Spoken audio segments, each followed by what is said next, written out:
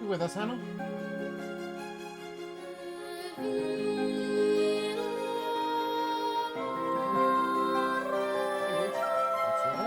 Right now my face looks like my screen share. Thank you. Oh, very good. Good. Right. So,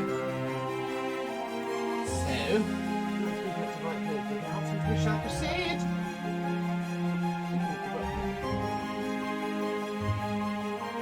Fuck shit! Oh, it's nothing to do with this, and I may have just dumped everything on the floor.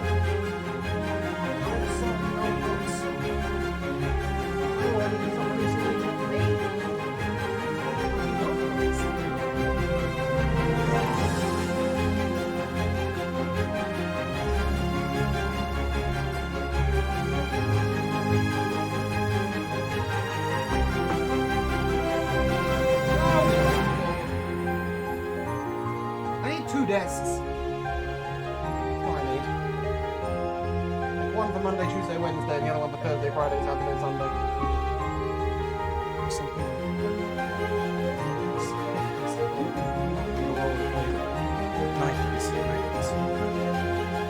This room is only for streaming. It's four. I'm only using this half of it. I think another glass over there.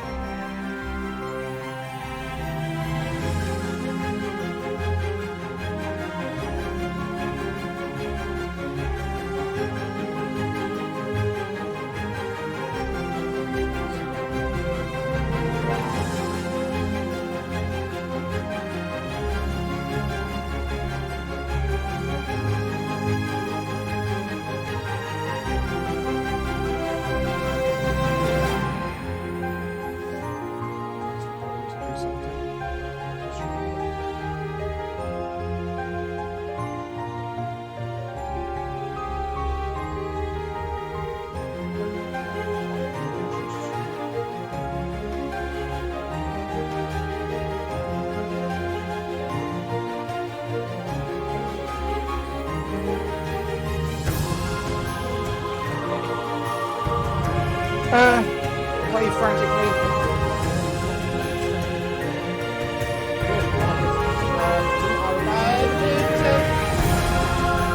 Eight, 7, 6, 5, 4, 3, 2, and 1. Hey, my microphone's on. This is cool. Cool, guys. We're live in 10.9.8.7.1. That's good, isn't it? And you guys are all switched off. Oh, what a great start. Never get new headphones as a streamer. Absolute nightmare. Well, anyway, should we transition? Cool. Look at that. Nice, smooth start as always. Welcome into episode 8 of Darkness Over Kelaan. How are we all doing? I hope you're all so well. Good. Today I have playing with me Jay. Hey, I'm Jay. I play Corn Swift Dancer, the Battlesmith Artificer. I have Oscar. Hello, I'm Oscar, or Salty. I'm playing Kelaan, the High Elf Evocation Wizard. I have Hannah. Hi, I'm Hannah, and I'm playing my Specialist, and she's a Swift Stride Shifter Bard. I have Josh.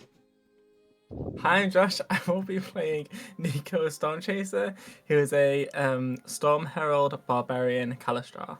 I have Tom. Muted. Hello, I'm Tom, and I'm playing Dane Rutsall, the Kalishtar Druid. And I have Michaela. Hi, I'm Michaela. I'm playing Sonia Blackforge, the Dwarven Cleric. I nearly said I have Sonia. We'll get there. So, as we left off last session, we were traveling with the circus, because that's what all cool people do. And protecting them along the road. You had a bit of an altercation with a group that looks to be cultists of Thrazidoon. Or Thradizun, I don't know quite how to say his name. We'll get there one day. And as such, you were looked after a little bit by the circus goers and patched up. And back on the road you went. And as you travel down the road, whereas before a few of the circus members had come and ridden near you and engaged you in a minor bit of conversation, now instead you travel within their group, as all of you are one group now. The circus welcoming you after your valiant efforts to defend them. Can I hand over to you?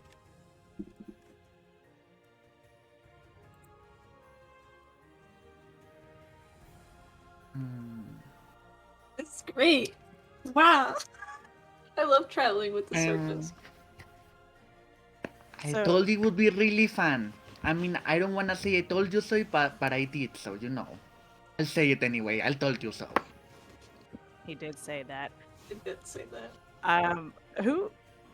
We all got like knocked out except for, I believe, Hannah and Kelaan, correct? Maya and Carlin, I believe, did not get knocked Oh, down, sorry, but everybody Maya else and was Kelaan. everybody else is pretty battered, yes, battered and bruised. Although restored to, you should all be full health now, just not with all Yeah. your spell slots. Okay. If you Yeah. guys... Sorry. I'm a little confused. Who was trying to kill us now? From His what His I name was gathered, Macros? Macros, yes. Yes, sorry, I think Macros. I think the part of the fucking. I think whole thing- Melisandre like to get Yeah. around.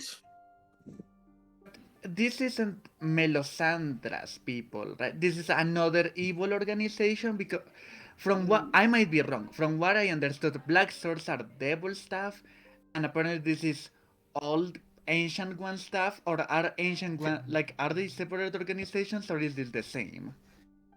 No, it's the same, right? Because Don Mummy's son talked about the Great Old Ones, and then Macros, his orb, said, and I quote, time of Great Old Ones to return is coming. Do not cross us again.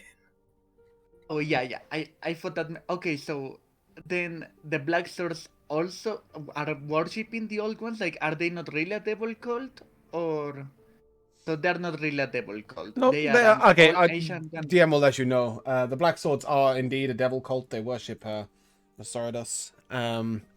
You might perhaps give me an insight check here, Dane, as to the connection between the two. Corallan, you can give me a religion check here as well. How's your insightfulness, Mr. Dane? 15. Oh, 15 of insightful. That's good. So you might work out that whilst the devil cults are indeed separate, perhaps Melisande was using them for her own purposes. Okay. Whereas I'll her say son that. was most definitely a worshipper of Thrasadun. The Black Swords are a devil worshipping cult. You were correct on that. They are two separate groups. How was your religion check, Corallan? 21. Uh-huh. Yeah, from what you know, the worship of Thrasadun is unheard of. Very unusual. You've read like a couple of things about how he was once chained up when good and evil gods bound together to put away the dark, evil Old One, but apart from that, you don't remember a huge amount about his cult. Whereas the Black Swords and their worship of the devil is very well documented. So it seems that only those who want to invite chaos worship him. Those don't side with good or evil. Sure. Yeah, I mean, the Black Swords, I will find the name of their little lord dude. Levistus. Levistus is, he's a devil, but he's not all that bad. They're just cultists. They're not that evil. Whereas this Thrasadun guy wants to, eat the world. That's probably a little bit more troubling. I don't know. That's, Okay. It seems a little bit that's what you troubling. garner from your, A bit your more checks. pressing. Maybe. Are we gonna do research to learn more about Thrasaduns? Are we gonna read books? I mean, I My mean, we're going friend, to the if you would- capital. If you would like to read books, I can take you to any library you would like. Though you might need to clean yourself up a little bit. Oh my! The way you said that was a little strange. Was that like a euphemism for something? No, I meant take a bath. he's calling Dane dirty because he has moss. I can loan you some clothes. I can hide my moss. Look, see, it looks like I have no arm.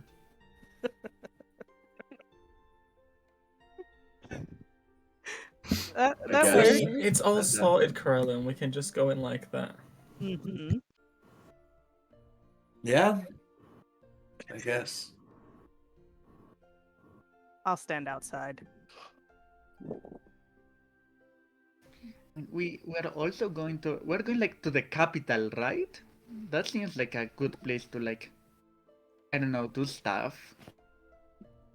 We have a bit of business there. Yeah, With- we do. Ooh, We're looking for Penelope also.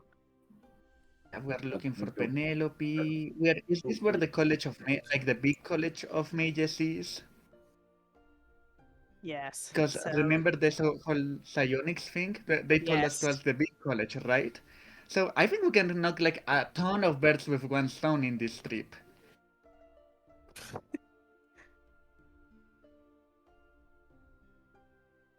Trying to remember I- which I city thought- I I needed to only go go- to.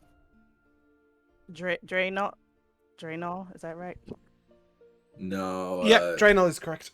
it's not the city that I need to go to, though, I don't think, What do you mean? for learning psionics. Let's have a little look.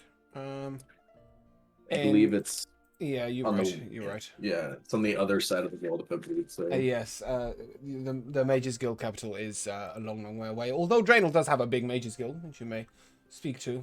It is most certainly... You are not in a bush, by the way. Sorry, guys. You're not over there. Don't worry. Spontaneously in a forest. But yes, you are traveling towards Draenor, which is the capital, yes, but the main interest in Draenor is that it's the seat of royalty. This is where the royals sit. However, you have some stops on the way. And Madame Sarusa will soon let you know that you'll be arriving shortly at Veklar. Veklar is a small village town that the circus plays in every year.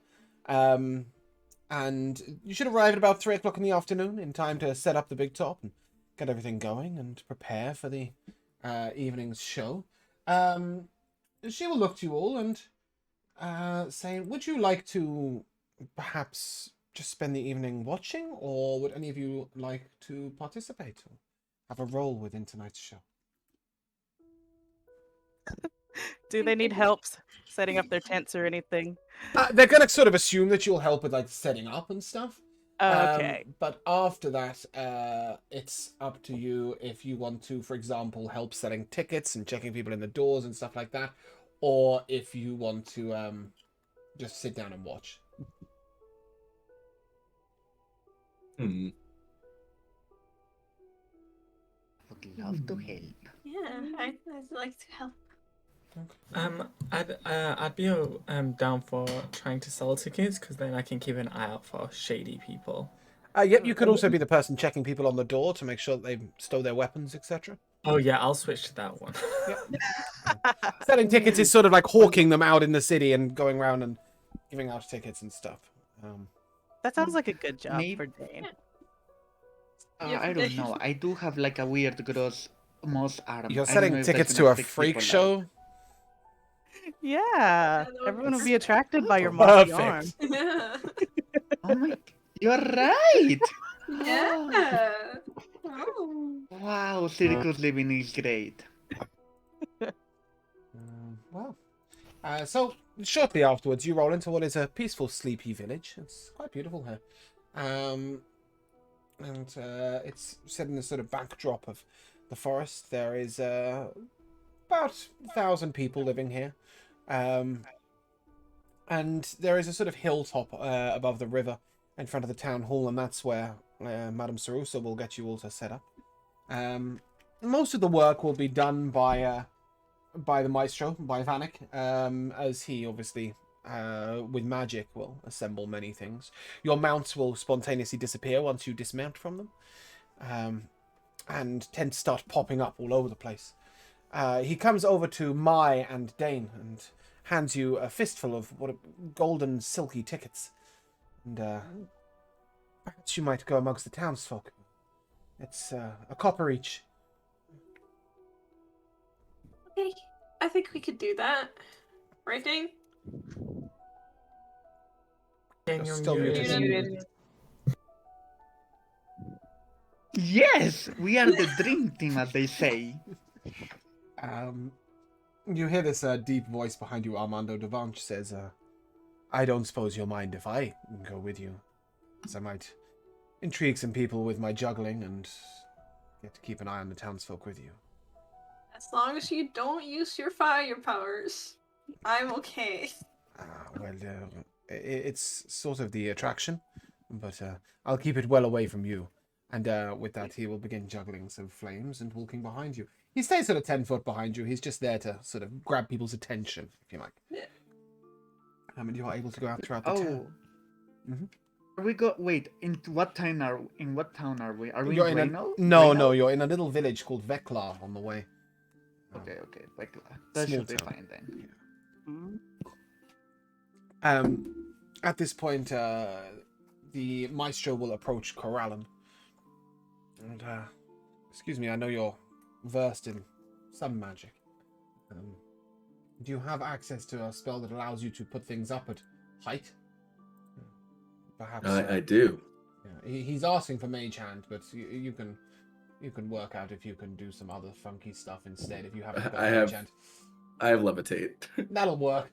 Yeah, basically he wants to put some big signs up on the outside of the tent. So if you would levitate some of his workers, he would be very grateful. And then he will turn to Corin. That cat of yours, is it quick? Decently quick, yeah. I have a message to deliver to the mayor, but he's the other side of town. It's quite a journey. If you could go as quickly as possible, and just hand him this. It's just we are a day early, and with that, he'll give you a little package to take to the mayor. And, pack you off running if you don't mind. Yeah. And then he looks to Sonia and to Nico, and pardon me saying, but the two of you look a little martial in your outlooks. Perhaps you might stand guard this evening, but in the meantime, by all means, grab yourself some repast and ready yourself for this evening. We do get some difficult folks when it comes to the circus. I'll turn to Sonia and fist bump her. Yeah, and I'll say thank you for noticing our muscles. We'll keep everyone in check. And with this, you will be we'll stay with Nico and Sonia. You'll be approached by one of the two muscular gentlemen that had been flanking Javas Fleck. And he will introduce himself. Hi, Heb. Hi, Sorry? Heb. Your name? My name is Nico. Oh, This is Sonia. Sonia. I come far, far away. Strange lands, but I like circus. Nice place to be. We keep guard, Which? yes? Oh, which is a strange land? Where you're from, or this land? Where I from. Very unusual, different to here. Make this place look strange to me. Where are you from? I from island in archipelago. Name is Lavara. We live with volcano.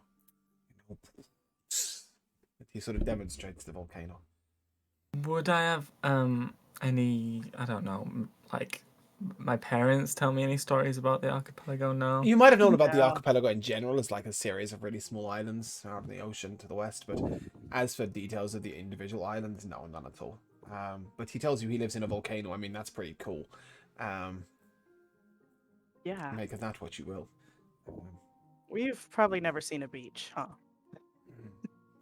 No. I don't even know what that word means. My wife, she was beach, Ah! but I left her behind in volcano. Yeah, That is she's why in- me and brother we run, Steady Oh. wife. Yeah, volcano doesn't sound like a very comfortable. Oh, it's nice. Very warm, Oh. very special, very good smell. Good for skin, Yeah, you look exfoliated. What race is he? Sorry, did you say? No, he appears human, though he's quite tall for a human. He's almost 7 foot, and he's got very wide shoulders. But then when you mentioned his skin is exfoliated, you're like, thank you. Look. And then as he sort of wipes it, you see that it glimmers with like a steely coal, sort of black coal-like sheen, and then it disappears, and you're not even sure if it was an illusion or not. Yeah. Is, But it's definitely unusual. I don't even know. Is he like a genasi, maybe? You would assume that there is definitely some Genasi blood in him somewhere. He's not a full Genasi because, well, he's not a floating fire dude. He's a human. But yeah, you would assume that this group have Genasi blood. Hmm. Very astute of you. Sorry, just for clarification, are we now on the job paying people No, down? no. He told you to He's just- told you to go and get some food and whatever. And he's sort of introducing himself because he's going to be guarding with you tonight. Oh, okay, I see. So, is there any tips of the trade we should know? Yeah, does this place get particularly rowdy during a show?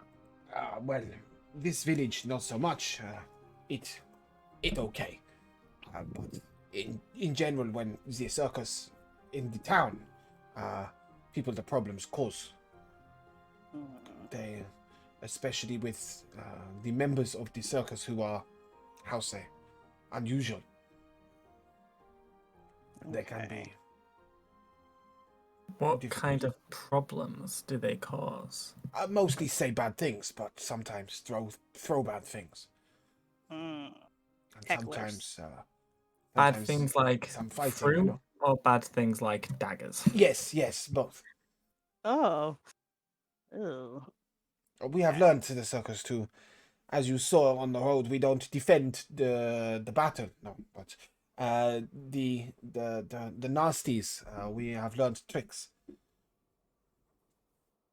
My master Javos, if a dagger arrives, he can catch and return, you know? Very clever.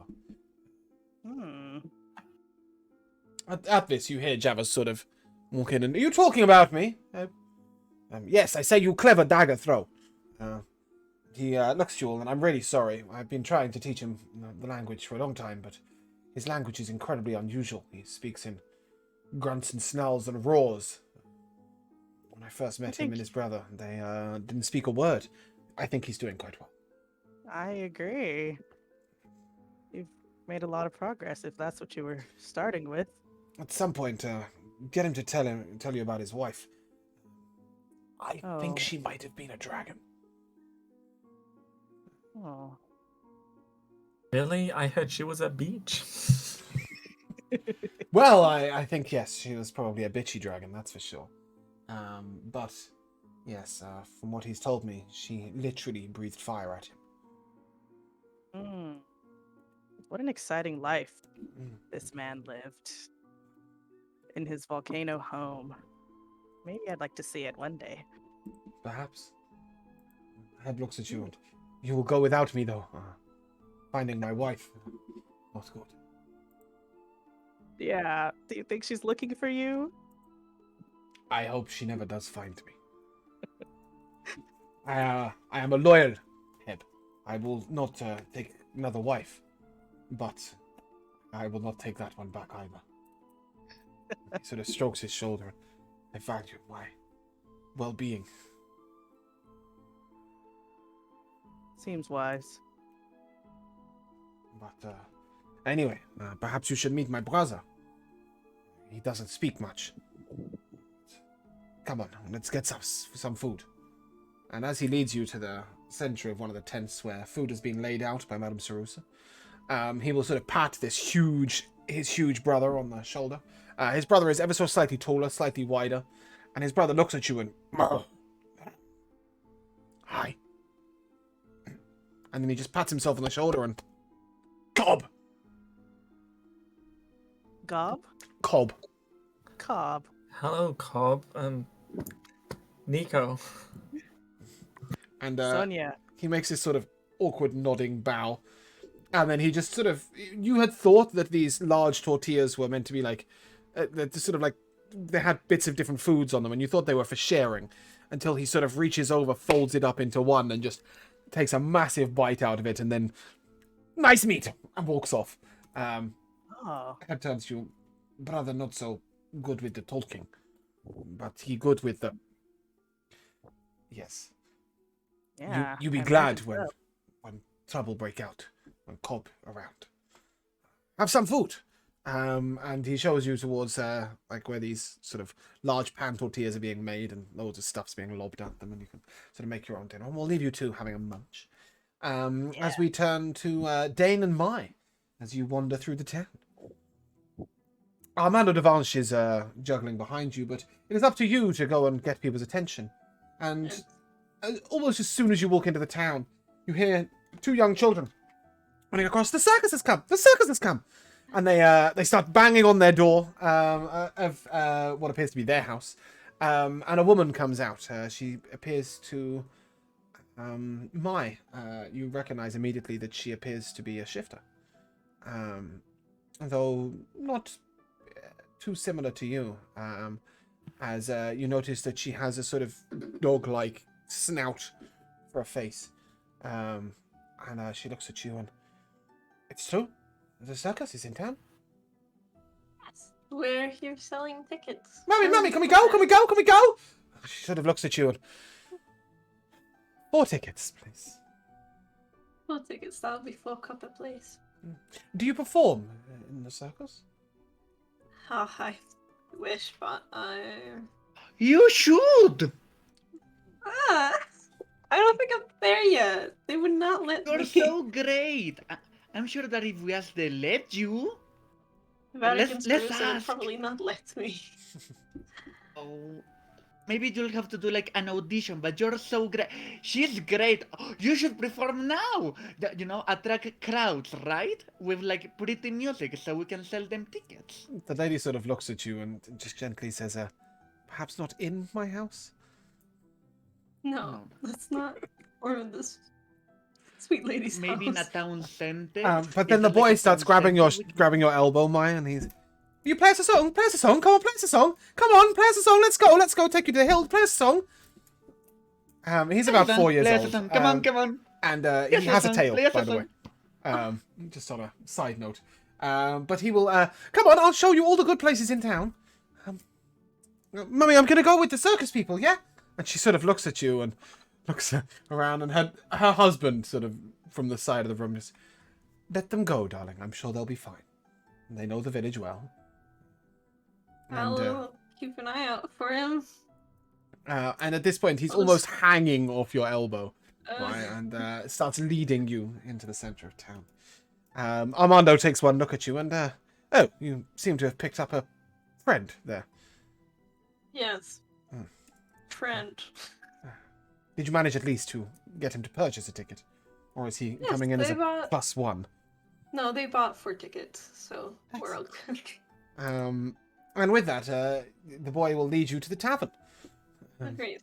And as you get there to the tavern, he sort of opens the door and he just screams out for you, "Circus in town! Circus in town!"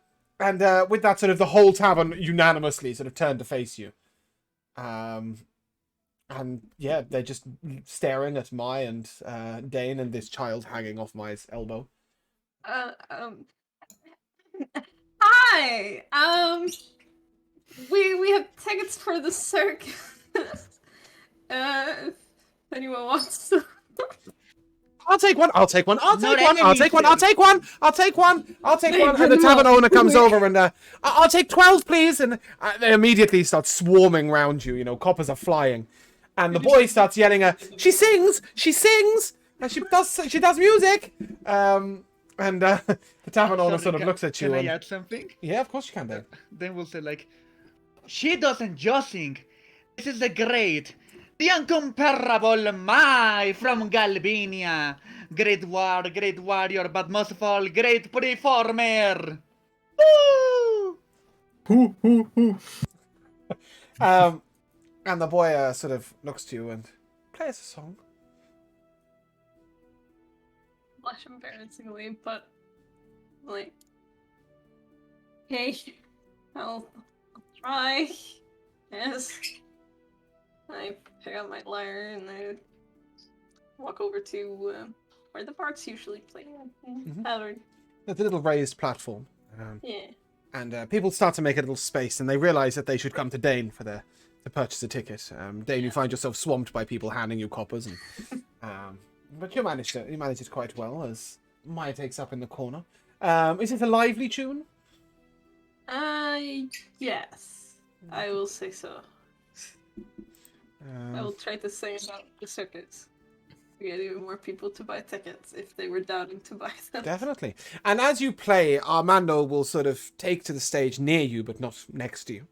He doesn't want to steal your thunder, but he begins in time to the music to sort of throw flames up in the air and catch them. He swallows some fire and then he breathes it out over the audience. And as you return to the chorus for the third time, people start clapping along and stamping their feet. It's generally making quite a good show. People start coming into the tavern from outside, purchasing tickets from Dane. And as you guys are performing, we shall leave you there temporarily. We shall move over to Corin. Corin, as you are riding Omar through town, give me a perception check, please. You may give me one from Omar as well. Okay.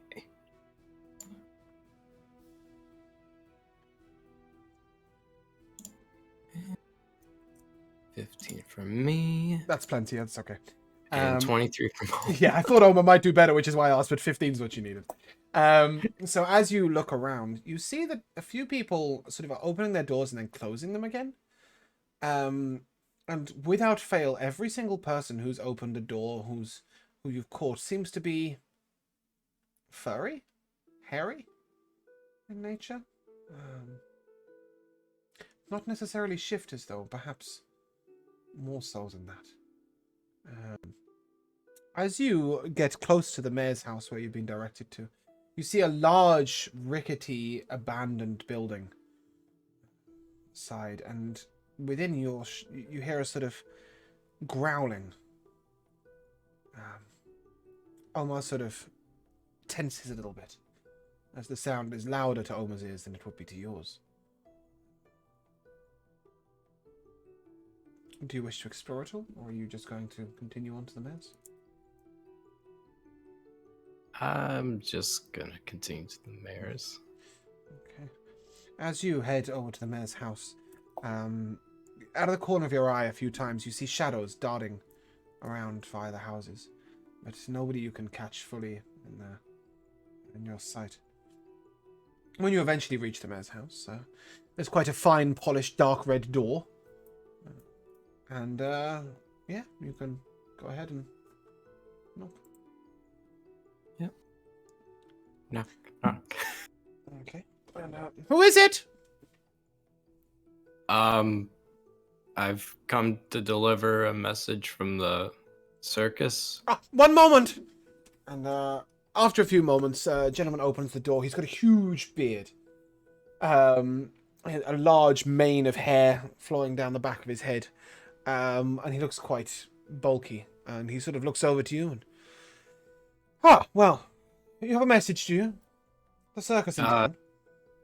Yeah, we arrived a day early and I was sent to deliver this to you.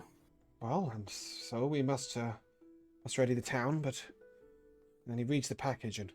Oh, no, this won't do. This won't do. You can't be staying the night in the town. Always the circus has moved on before nightfall. I have my reasons. You may inform your mad Dame Sarusa. You may inform her that whilst she's very welcome to play after the performance, you must head on down the road. It wouldn't do to be in town during the night. It wouldn't do to be in town. Okay. At this point, Corin, you may give me an insight check.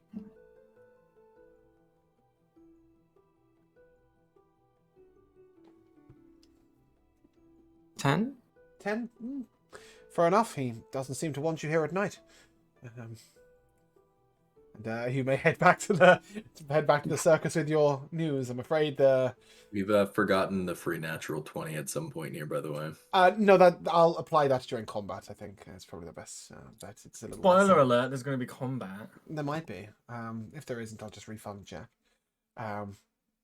Anyway, as you ride back through town again, Corin, you notice these sort of shadows following you, watching you. But again, you don't manage to get a good look at anyone. But that abandoned building does loom a little bit more nefarious after what he said. And a little shudder as you ride on through.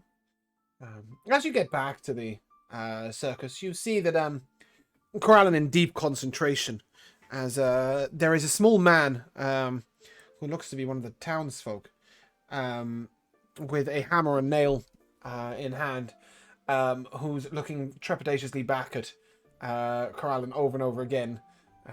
He's very worried Kelaan might drop him, but nevertheless he manages to get his sign in. As you ride in, Kelaan, give me a Constitution save, please.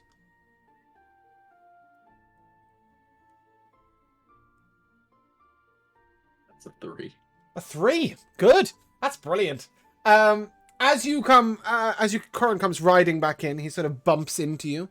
You sort of waver, and this the gentleman, having not trusted you in the slightest, already had one hand holding quite firmly onto the side. And Kelaan, although you drop your concentration a moment and the platform disappears, you then regain it and are able to maintain it again. By the way, you don't need to use a spell slot for this levitate. If you had done, don't worry about it. Easy there, Butterfingers. All right, well, watch where you're going, Blindy. Oh, I was watching. Apparently not. Oh. Oh. As you guys are saying this, Kelaan and Corin, you're both approached by the twins, Siv and Caesar, the snake twins, if you remember, the kind of the contortionists. And they sort of turn to Corin and, excuse me, the girl hesitates and the boy turns around and, can we ride on your cat?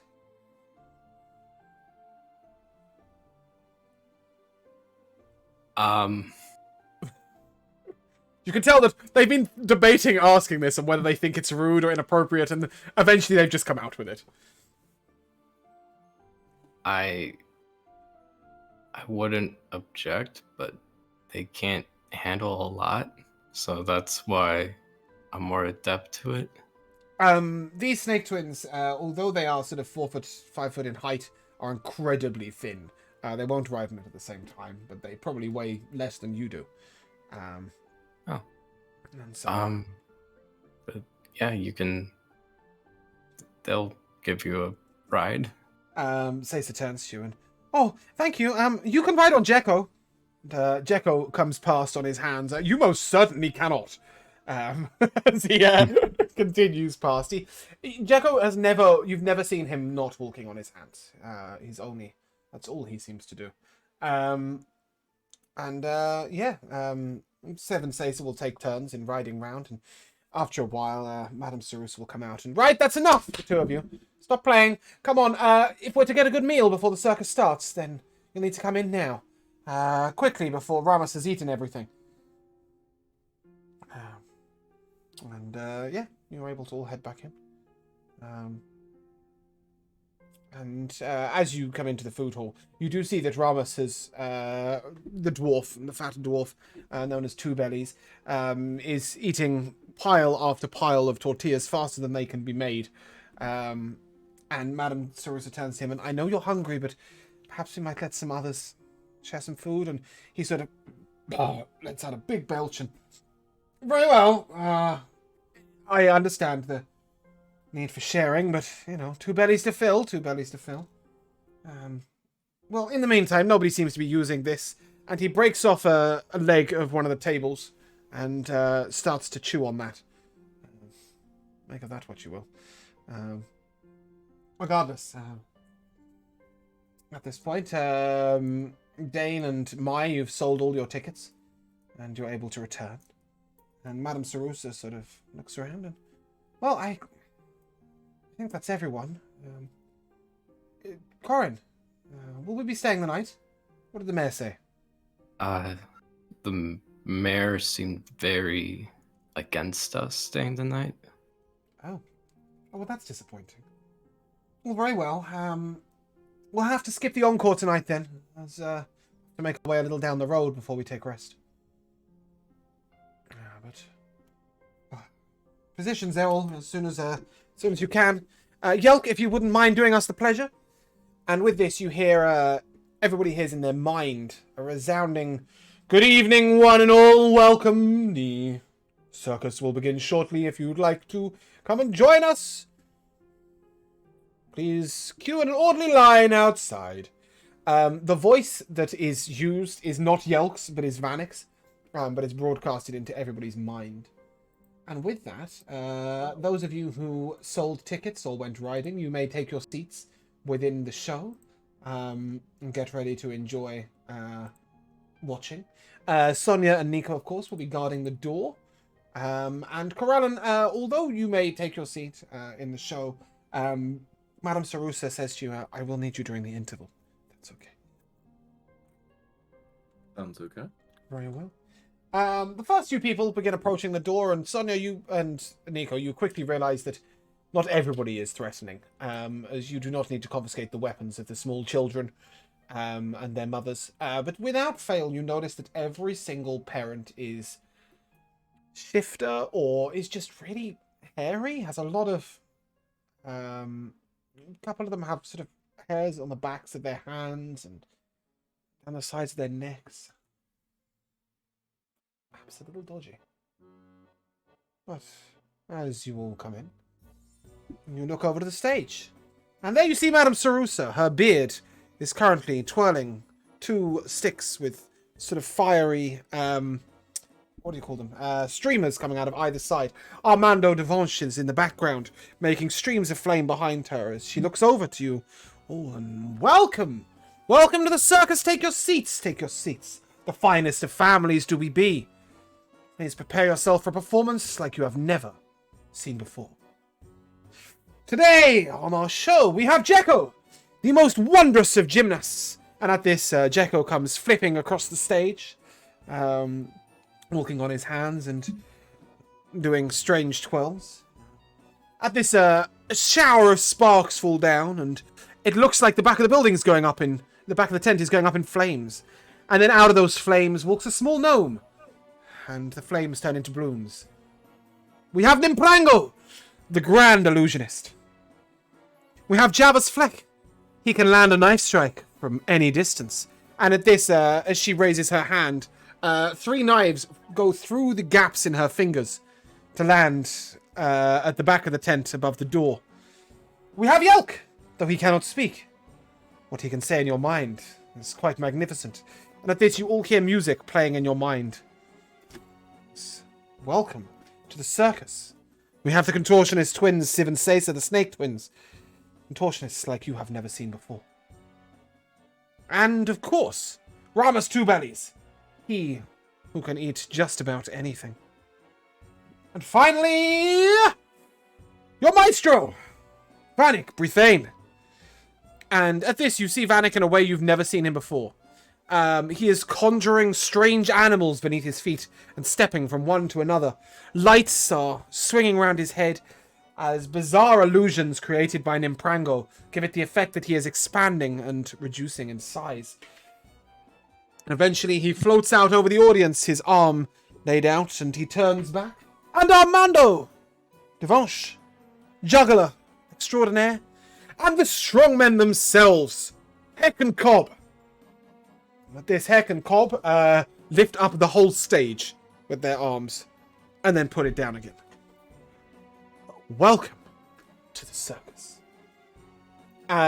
Sonia and Nico, I'll take a perception check from both of you, please. Okay. So now that everyone's in, are we now They're watching not. as well? They're not. That's Oh. why you're giving me a perception check. 22. Okay. Mine's a 7. Very good. Nico, you sort of let a gentleman pass, but Sonia, you... Hold on, sir, if you wouldn't mind coming back. He has in his hand, it appears, a sharp silver dagger. But as you ask him to turn his hand over to show you, to hand you the dagger, you realize that actually these are sharp claws attached to his hand. Attached? Oh, they're part of him. Oh. As you look to his son, Wolverine or... as you look to his son gives you a little smile, and 2 deadly sharp silver fangs are in his mouth. Silver fangs. Silver. In color, not necessarily made of silver. Is there any way you can put those away? He looks at you. Can you remove your hands? Me neither. Don't worry, I am no threat. I'm afraid the circus has already started. No, it hasn't. She's going to keep repeating that spiel over and over again as people come in. She's just welcoming people, entertaining them as they enter. Okay, right, Yeah. okay. Sorry, my bad. That's okay. Heck looks over to you and... It's okay. Normal. Velka. Oh. Vekla, sorry. I'll remember the name of this town. I'll write it on this page as well. Sort of. I'm gonna lean over to Heck and kind of like try and whisper. Have you had troubles after dark here before? We never stay in Vekla. Oh, wrong person. Never stay in Vekla after show. Javas, who has been throwing knives from the back of the audience, sort of comes past. He looks at you and, they're all werewolves.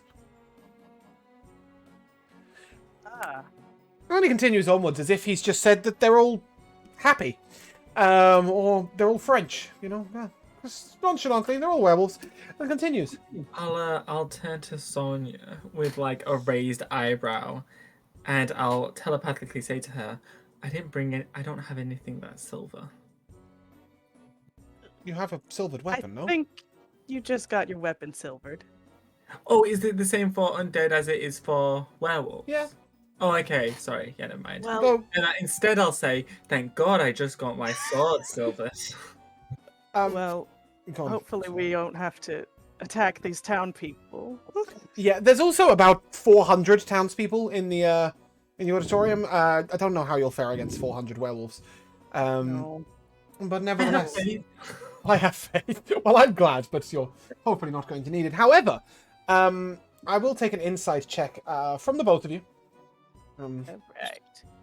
As coming towards you is a man who appears quite normal. He's not hairy at all. In fact, he's very clean shaven. I got a 14. Yep. 9. He's very clean shaven. He has quite a high collar on his sort of on a cloak, and a very well buttoned up shirt and a tie. And as he arrives, he sort of nods and bows to you and, well, good eve. And he displays his ticket. And he will take out a sharp rapier, and it's in its sheath, and lay it in your hands. And if I might have it back at the end of the evening, I would appreciate it. Absolutely. Of course. We just need to pat you down first to make sure you're not concealing anything. Very well, but You should have probably done to the other two that we let pass. oh, you before. did. But Nico, with your insight check, you realize that this man can't be a werewolf. He's different. Okay. And you I get a still like strange the sort of dark feeling from him, an aura emanating that doesn't feel comfortable. Okay. Do I find anything on his person? Nothing. Okay. Though you do notice on his hand a ring with a very large black gem. Okay, hold on a second. Yeah. Well, no, What's I that? didn't see that, but No, I think you both would have seen the ring. It's just, Sonia, you didn't quite get the same dark feeling from him. What's the purpose of that ring there? This is from my father. It's a little darkened look, I'll give you that, but nevertheless, it's just a family heirloom.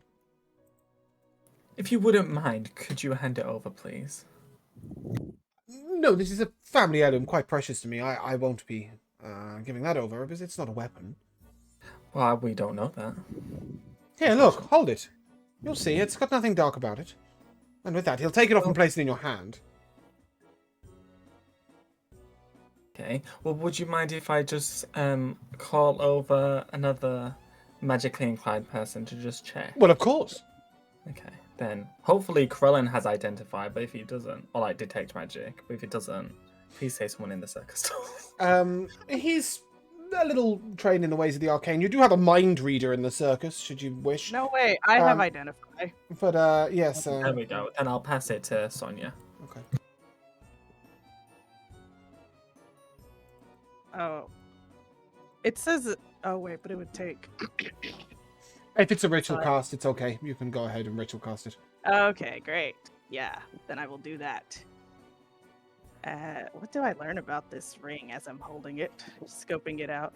Does it have like the same energy as the ring Corallin had from No. You understand that this is a device for communication? It is a little sinister in nature, in that unwelcome intruders to the messages can find themselves trapped. I do think that it could potentially be used to house a soul, although right now it doesn't have a soul in it. It's definitely dark in nature, but it's not dangerous. Definitely not dangerous, but it can trap a soul inside of it. Well, it could house a soul if a willing soul was put in it, but it would be a willing soul. Oh, I know what it is. Go on. It's a ring of mind shielding, isn't it? No. Oh. Well, it has similar properties, yes, but it's also used for communication with somebody who wears a similar ring. Okay. I'll look to Sonia. Well, what do you think? At worst, he'll be sending messages through the show. I think I'll hand it back to him. He raises his eyebrow at you and, well, quite astute, you aren't you? Are you a wizard? No, God no. I come come across, peculiar items in my trade, blacksmithing, and I show him my cool hammer. Sorry, that's really the most distracting slip of the tongue we've had in a while. He sort of looks at you. Well, might I wear it then? Go ahead. I'll slip it back on. As he walks past you, though. Sorry, go on. Did you want to do something first? I was just going to say that I'll step to one side and open the curtain door thing for him to walk in. As he leans down to take the ring, as he's very tall, and he leans down to Sonia, obviously. Nico, you notice some tattoos just under the edge of his shirt. Intricate in nature.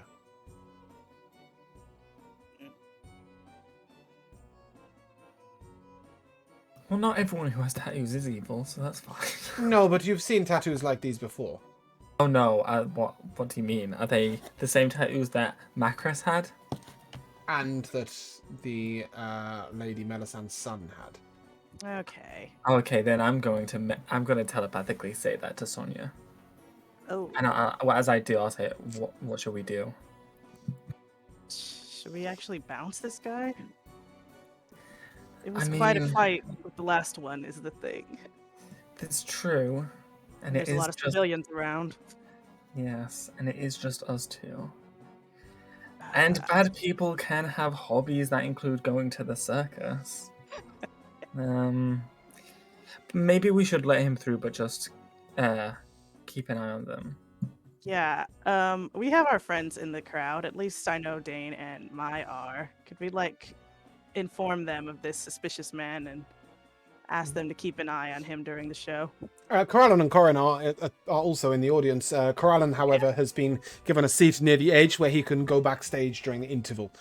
Because Madame I'll get a little. I'll poke my head inside. I'll telepathically inform Dane and tell him to pass it on to everyone else. Okay, so everyone's in the know now. Dane, in complete subtlety, is probably running down the aisle. There's a strange man here! No. I also have to. I get. Of course, I also have okay. telepathy. It's a Kalish star. I wondered like how much. that. I wondered how subtle Dane would be.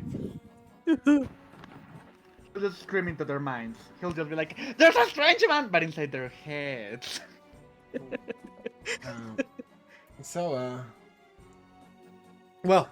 Anyway, as he was one of the last people in, you are now Heck will turn to you both and demonstrate that there's a chair either side for you to sit in and watch the show.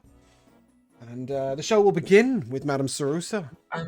If it's okay, I'll be inside the tent, but I want to stand next to the door. Yeah, well, that's exactly. The seats are literally right next to the door. Oh, okay. So yeah. And you are able to sort of watch as Madame Sarusa takes the stage. And she begins to tie her beard around certain objects. Not with her hands, but instead, the sort of beard ties itself. And then she lifts them on the stage. Just a simple show of being able to lift weights with her beard. It's nothing particularly special. And then the two twins, the contortionists, come out.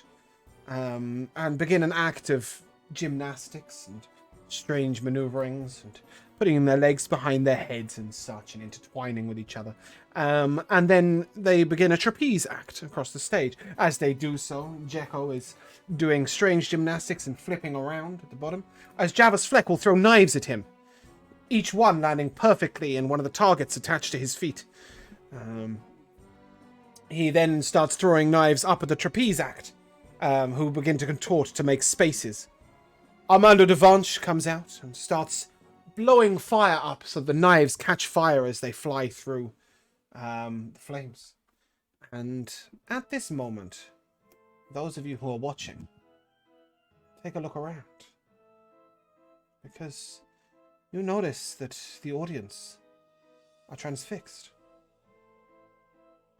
I'm usually transfixed. Their eyes lit up bright silvers, like the moon. You notice that some of them, you're sure, are a little hairier than they were before. Mm. And, Nico, you get a strange feeling running down your spine, like ice.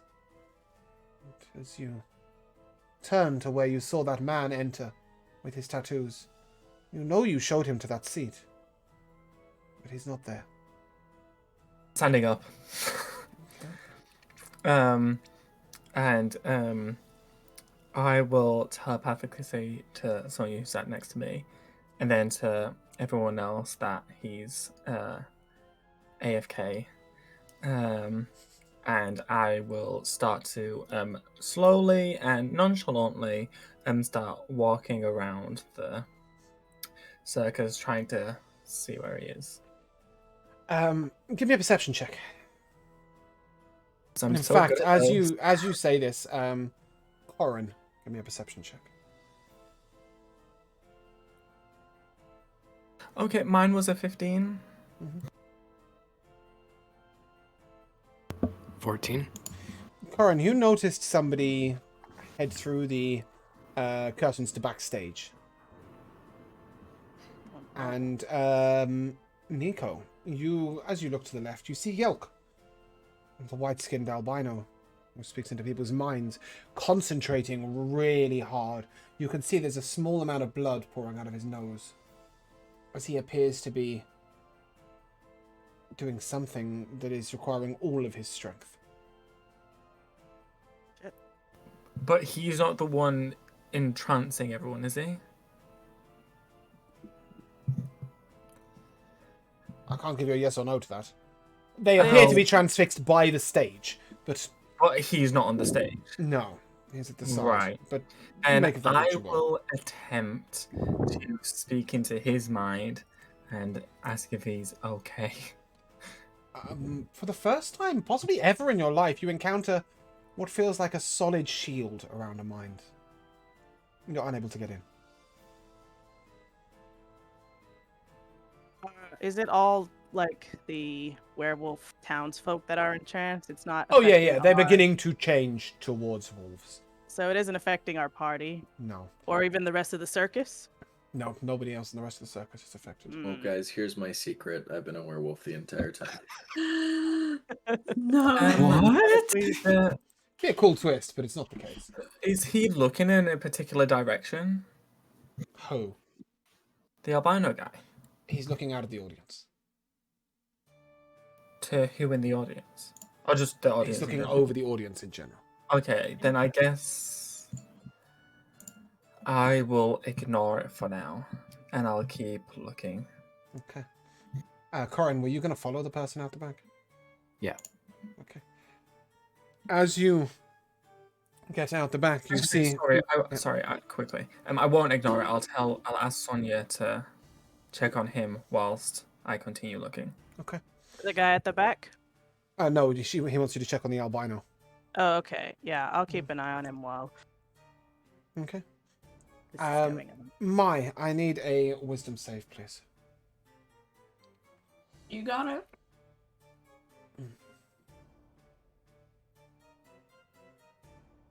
So that's 15. Okay. You feel the urge to take on a more bestial appearance than usual. Yeah. To sort of allow I will more of the shift. cat to shine through.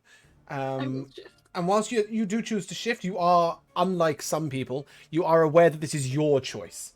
Yes. It's not being forced on you as you succeeded in your wisdom save. Corin, as you head out the back, you see kneeling upon the ground is a man. He's holding a necklace. He's got tattoos all over his body. And before him is a corpse. He's got his hand in the corpse and he's pulling out the entrails. And he's muttering a strange, dark curse.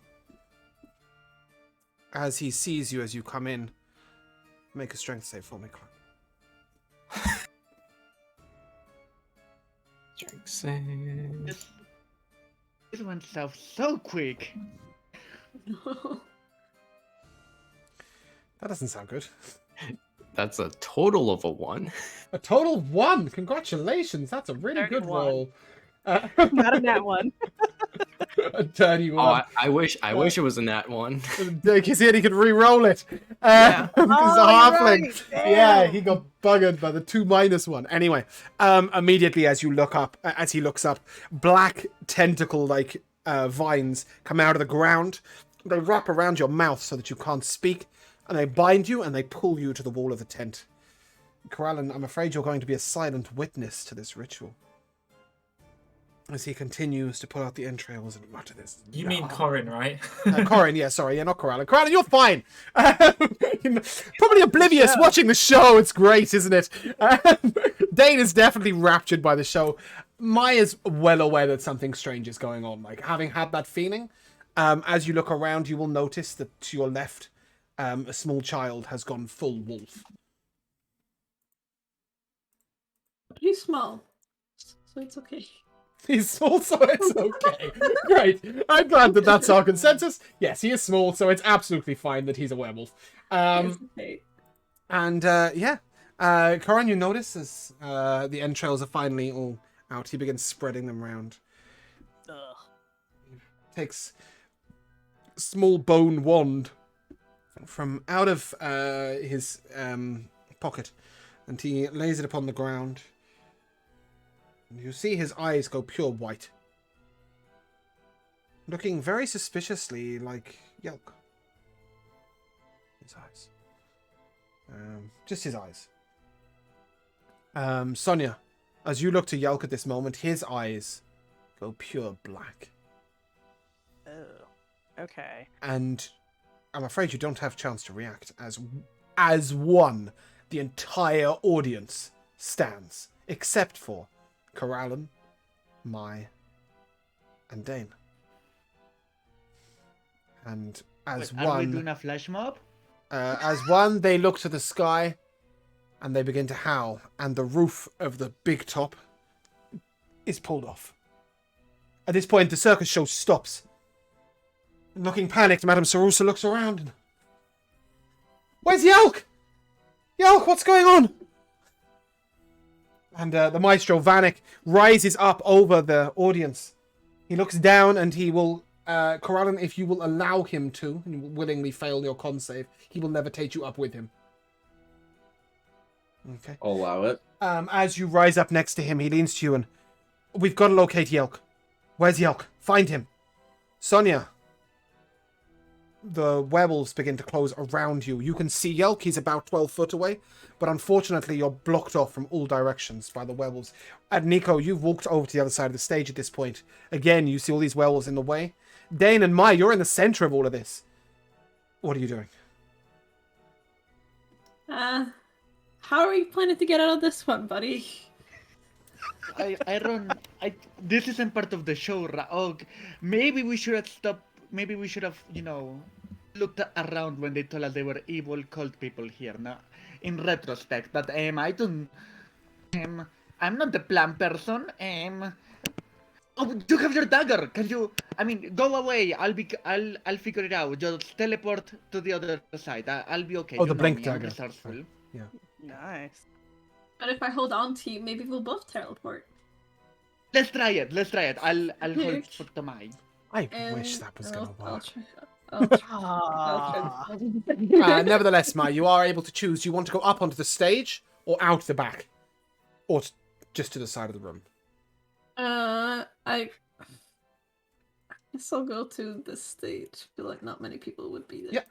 Yeah. So as you teleport onto the stage, immediately Armando sort of puts his arm sort of protectively around you and pulls you in close. Siv and Sisa are trembling behind Jevis, who's holding 2 knives ready, kind of wondering how he's going to throw enough knives to put down 900 werewolves, or 400 actually is how many there are here. Nimprango is currently making an illusion of the edge of the tent in front of you all so that it looks like there's no stage to the rest of you, trying to hide you all. And Jekko will sort of jump outwards and he then falls down again. Then again, he flips up and jumps upwards. And eventually, the third time when he jumps upwards, he grabs hold of Keralan's arm and tries to lift himself onto the levitate. if you will take it. Yeah, I'll allow him. I'll pull him the rest of the way up. And as he climbs on, Maestro, Yelk is missing. And the Maestro sort of looks over to Jekko and is like, we're looking for him. I don't quite know what you're doing up here. But anyway, and he'll turn to Kelaan and we must find the boy. He has the power to calm situations like this. He's the main reason we've never worried about playing in this town. We knew they were full of werewolves, but Yelk has the ability to keep them under control if necessary. Or, and he looks to you, or the ability to do the opposite. Someone's got him. Get to him. And with that, Kelaan, I need a perception check. Oh god, this is gonna be bad. That's a 0. A 0? Oh, boy. Cool. Yeah, no, you can't see anything. Nico, however, you do see something. As Omar, the cat, has come to grab you by the arm and is pulling you. Will you be pulled? I will be pulled. Okay. And they will drag you to where you see Corin tied up against the wall by black tentacle vines. I'll withdraw my greatsword. And you'll make a strength save. Will I? He's gonna rage first for advantage. No, he's not. Okay, so that's a 22. Fantastic. Vines come up out of the ground, dringing to try and grab you, but you are ready, and you chop them straight away, 1 and 2. And then, are you going to try and cut the bonds on Corin, or are you going to attempt to cut down the man who is playing with dirty entrails? Impale the man casting. Okay.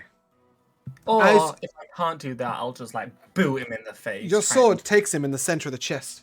As your sword enters his chest, the tattoos ripple across his body. He caresses the blade gently and pulls it inwards to himself. Oh no, he's Dante.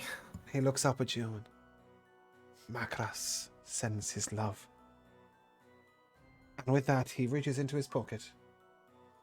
He drops a head upon the floor. And then he dissipates. Whose head is it? You don't recognize it. It's an older woman. Oh, Oh. great. Okay. Okay. As First of soon all, as your sword impaled this man, the black tentacles holding Corin let him go. And from the stage, you will see that the werewolves have reverted to their normal form. To humanoid form. Fuck is going on? Are okay, they still hold swarming on. me and Yelk? So you're telling me that Macros told us to leave them alone, and instead they decided to bother us? Perhaps he's just I delivering think a we're threat. feuding. I think this is a feud we have with this cult now. Shit, we have beef. I will Yeah. immediately go straight over to Corian, and like put one hand on his shoulder. Are you okay? Yeah. He's fine. Yeah. Are we on the bear where he Fine. touched you? Just watching a man pull out entrails a bunch. Good times. Yeah, it's okay. We'll get you a coffee after all of this is over. Kelaan, you notice straight away that Yelk is trembling in the corner of the tent. Sonia, this is the ways part. You are able to get to him if you wish. Yeah, I want to get over to him. His eyes look like White. they're back to normal. But as soon as you touch him, are you going to touch him, or are you just going to go over to him? Yeah, Sure. just okay. As soon as you touch him, you hear that his mind is just screaming. You'll have to let go immediately. For somebody who speaks only with their mind, to have their mind intruded was probably quite traumatic. He is trembling and he shies back into the corner. But then he sort of puts his arms in so as not to touch you, and then nestles his shoulder in against your chest, Sonia, Aw. as if saying, "Please protect me." Kelaan, as soon as you point out Yelk, the Maestro will lower the two of you down. And at this, Madame Sarusa will stand. It would seem that the show has been interrupted. But we as circus folk are strong. And we believe in... Go on, Nico. You must... No, I'm waiting to see if this bitch is gonna say the show must go on. No. The circus 'Cause folk it believe must. that nobody is at fault for the way they are made. We understand that some dark magics caused what happened here tonight, but let it be known, we will not stop visiting Veklar each year. However, due to the events that have happened, I think tonight it is best we be on our way. If you require a refund, please see my man at the door. He gestures towards Javis Fletch. Oh man, I was really hoping there's like a really small print on the ticket that says no refunds. No, she will refund every one of them, but at the center of the pack, I'm going to call it because it makes sense in this situation. Mhm. A silver-haired man with long grey hair down the back of his neck stands. We of Veklar have always been honoured at the way that you treat us, never judging us for our ways, nor telling tales of us in other towns. Dark magics happened tonight, but it is us that nearly made you the victims. None of our people will be taking a refund tonight. Thank you for your kindness. If it is okay with you, madam, 2 of my pack will see you on your way. Safely, just to keep an eye out for you. Where these dark magics came from, I don't know, but perhaps we can prevent them returning. Madam Sarusa looks down. That's very kind of you. At this point, Dane, I think it's fair to say that you would have made your way with collecting Sonia to where Kelaan is, lowering down next to the boy. And soon you will head out the back to see Nico and Corin. Dane, as you look down, next to Nico is the head of the alchemist that you were training with. Oh my god, they killed. Okay, no, this is me as a out of character. I'm not doing the Dane voice, but oh my god, they killed Agnes. But that is not gonna be Dane's reaction. Dane is just gonna like, this week has been a pretty. He's like with his stick ready because there's been a lot of drama tonight, so he's expecting a fight. And as soon as he sees the head in the ground, he's gonna drop the stick, just fall to the ground, and go towards the head and just like hold it and just like start like just see his eyes get red and he's gonna be like what? And yeah, he's just gonna like start like crying over the head, I guess. And on that, we'll take a short break.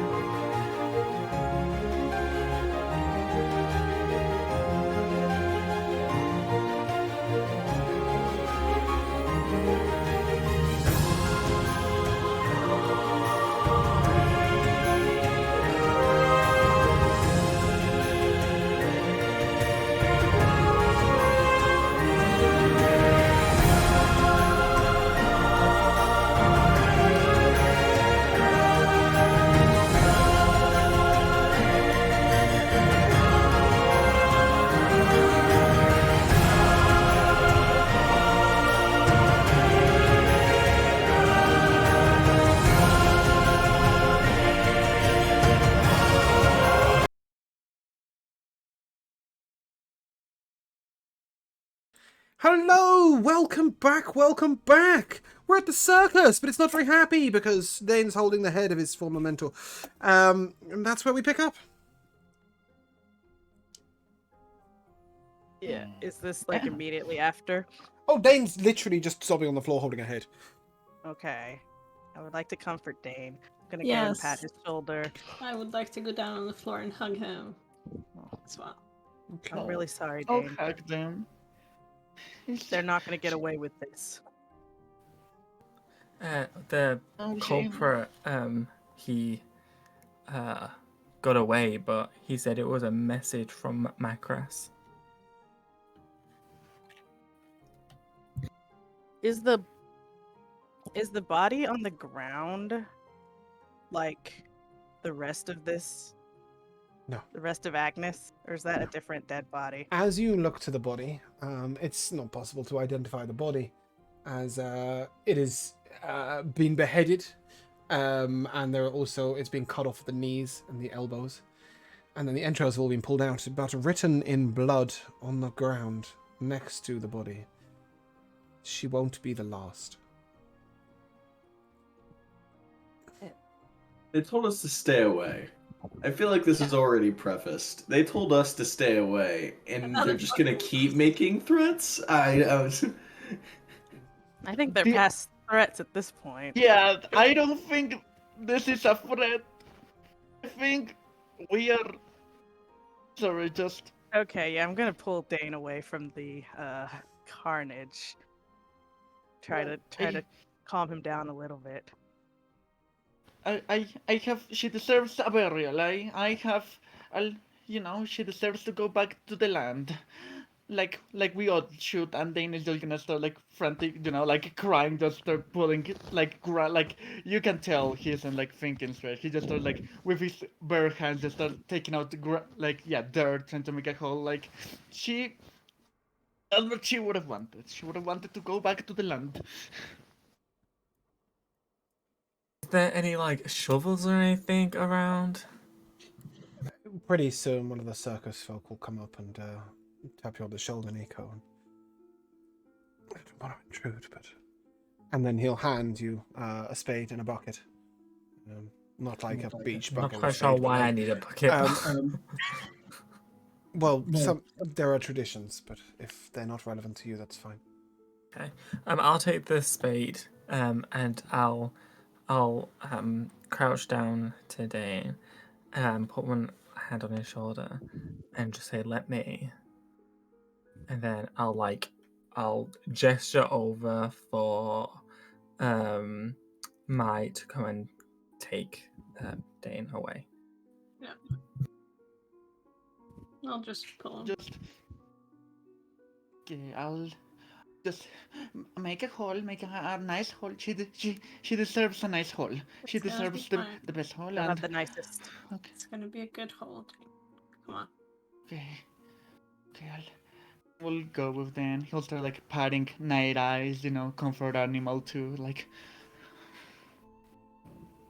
I'll summon some If- lights for better Oh. vision for them while they're digging. I'll start digging the hole. As this is all going on, Jervis Fleck will come over to Corin. Can I have a word? Sure. And he says to you, sorry, it's just I can't help but notice, well, perhaps you're less emotional than some others, maybe a bit more calculated. The circus folk, they want you to stay. All of you. We know that you have business in Draenor, and perhaps after that business somewhere else. I don't know if this attack was targeted at you, or targeted at us. But we stand strong with family. The way you protected us yesterday, that was family. When I first came with the circus group, I was being pursued by guards. Strong guards. From a powerful household in the east. I'd gotten a lot of trouble. Stolen a lot of shit. The circus took me in as their own. Kept with me until I was finally left alone. I don't know how much family you've got, little man, but you've got more than you think. He gestures to the people behind him. And as you look over, Corin, you notice that all of the circus folk are standing respectfully just outside of the curtain where he's led you, waiting for Dane to finish so that they can come offer their comfort and condolences. I'll give a little smile and thank you. Sort of pat him on the leg. Yes, well, you know, some things he'd say. And after a little while, you will all hear this small voice in your head of Yelk, but notice you've heard it before. As it speaks in a child's voice. I'm so sorry. I didn't want to hurt anyone.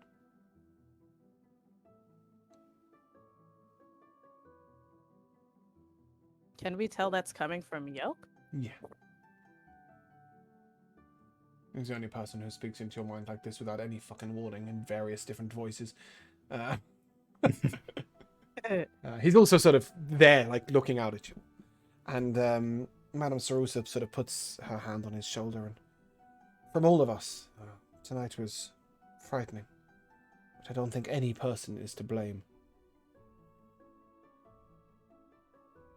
We best be on the road if we're to make it to somewhere safe, whilst we're still being offered the defense of the pack. If, of course, you are ready to move on. Go on. Before I'm assuming the hole is done, they will, place Agnes' body in it, and he'll kind of kneel down, and you'll see him just like kind of whispering to it for a little moment. You get a sense that, you've never gotten a sense that Dane is religious, but you get a sense that, he does have like some spirituality in there. So when he finishes, he touches the body with his mossy arm. You see the moss in his hand expand over the body as I cast gentle repose on the body, so at least she cannot come back as a zombie for 10 days. So, yeah, basically, you see the body get encapsulated in moss, and then after the hole is filled again, then you're gonna spend like a good 10 minutes just making using druidcraft to make flowers bloom all over the hole, and before leaving he's gonna ask Sonia if she could maybe say a little prayer or something to, help Agnes. Yes, I'll do that. We came up short this time. We're trying to protect others, and we failed our friend Dane. But her death will not be in vain. We're not going to let this go unpunished. Agnes, we wish you safe passage to the next world. Then he's gonna give Sonia a big hug after that, and just whispering her like, "Thank you very, very much." After that, After that, you can rejoin the circus folk and head down the road. You will notice at the corner of your eye 2 silver-white shadows moving swiftly far to the sides of the group, keeping a watchful eye. But they won't be astute enough to stop one particular person coming to you. As halfway through your ride, there's a sort of crack like the snapping of a tree, and a purple light. And rising up out of the ground is the image of a woman. She looks a little like Melisande, but she's not Melisande. Perhaps a sister, an auntie, a relative, you don't know. And the voice speaks out. tonight was not a warning, but a promise. You have taken something, and you must give it back. And with that, the body just disintegrates into the ground. We took something. Yeah, did we take something, guys? Besides, like, the life of, Melisandre's son? Now I have to look through all our stuff. I will allow you this. You will not find it looking through your notes. You are unaware if you have taken this. It is Okay. not something you have written down, although you might, with the insightfulness of a player, be able to work it out, because you did take something, but it's not something you guys would have made notes about. Is it the ring that Kelaan has? I believe, Kelaan, you got rid of the ring, didn't you? No? No. Oh, well, that's great. Take more things. Also, Salty, it's very difficult to see you right now. He's in the shadows, Yeah. preparing for his betrayal. Hey, there we go. No, but I will tell you that it is not that ring. I hadn't even realized that was with you, so. No, by all The means, throw that mask? away. I have. We'll see. But regardless, this message will tell you that you have taken something and you must give it back. Okay. The damn hat. Hat? That stylish hat that Kelaan My is wearing. stylish pointy wizard hat. Oh, definitely. It must be that, right? That's what it's all Has to about. be. Well, regardless, yeah, you are able to make your way to the next stopping point between a series of trees, and very quickly, Varric will get the tents up, and you may all take a rest. A long, nice sleep. All right. You know what I'm As- casting in the morning. Quite possibly, but before we get there, Madame Sarusa will come to each of you in turn and say the same thing. The circus doesn't want you to go. Whatever history you have, whatever enemies you've made, you may leave of your own accord, but we will never force you out. You're part of our family from the way you protected us yesterday. And you always will be.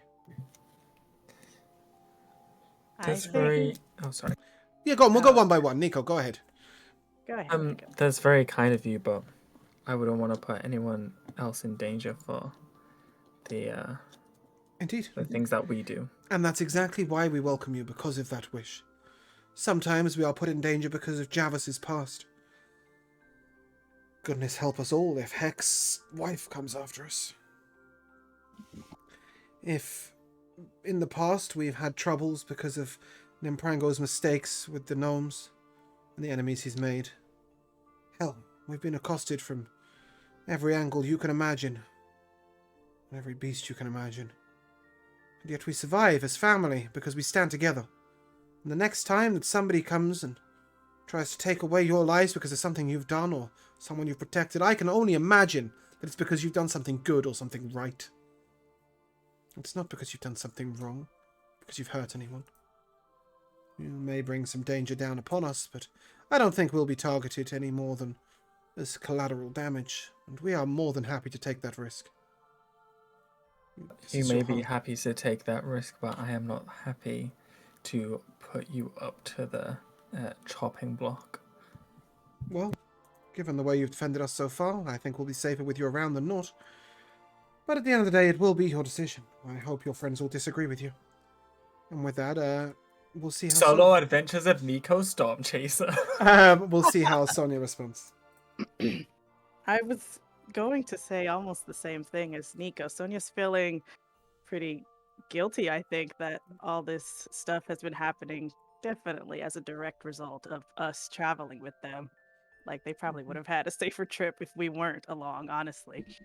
But besides that, speaking of family, you know, Sonia will say, I appreciate that you say that.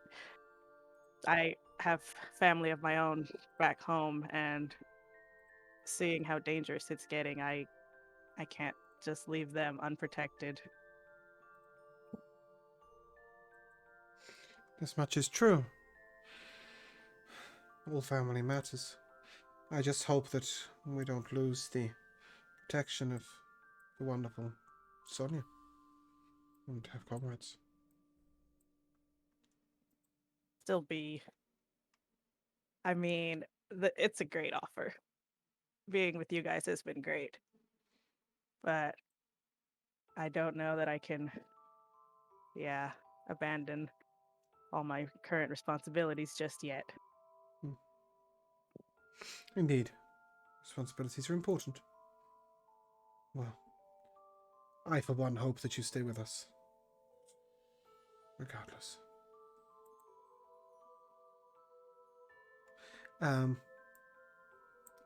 Does anybody else wish to reply to these requests? She'll have the same words with all of you.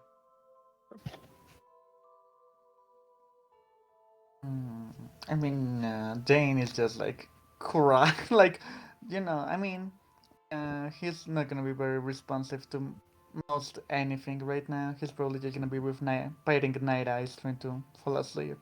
Mm-hmm. I'll Huh? Oh, go ahead. You go. You go. I'll look at her and I'll say, as much of an adventure as the circus is, we're a group of adventurers, and our duty is to get rid of the evil. And with you, it doesn't seem like it's something that we can do. They hurt a friend's friend, and I think that more than anything, we want to stop the person from harming anybody else. Be that as it may, perhaps you might at least travel from one place to another with us. I think in we know between your where, adventures. but I think we know where we need to go to Do you? stop this. The DM doesn't. He's confused. Well, I mean, we know where the main That's keep the Black is Swords. for the Black Swords, and we know that all of this is most likely tied to Melisandre, and Melisandre's in, there. maybe. And, Hometown. That sounds like a lot of inferring to me, but sure. Yeah. well, I Like, mean, I jumping think, from 2 to 5. but I think that all of us kind of have the idea in our head that this is all from Melisandre because she keeps fucking threatening us, and yeah. Mm-hmm. No, okay, we'll talk about it in character, but I got different vibes from what Melisandre has been doing to what the Ancient Ones. Like, Melisandre has been more like threatening, like, the Ancient Ones are the ones that are like hunting us and killing. Melisandre has mostly been like, leave me alone. The Ancient Ones seems to be like the ones that will actually have beef with us. Mm-hmm. Yeah, but her son and blah blah blah.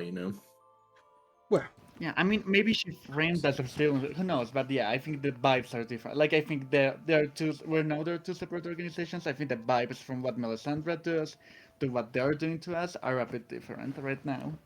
Yeah, but I also don't think it meets the goals of a. can I just point out our you two are group. having a conversation from two different tents right now? That's why- just yeah, throwing that's that why out at the there. And that's why at the beginning I said, like, actually, let's wait and have this in character. Yeah, Like, yeah. I did say that at Yeah, the beginning. yeah. Let's Jay. wait and have this in character. Jay, were you responding to anything Yeah. that she said to you? Go on. I really appreciate that. Traveling so far with all of you, it's been great, and the whole being accepted as family, I don't know, it's just kind of felt good and right, I guess. Good. So it should, I hope. Yeah. I've don't really got much family of my own. Only got my mom. You do now. The biggest family of all.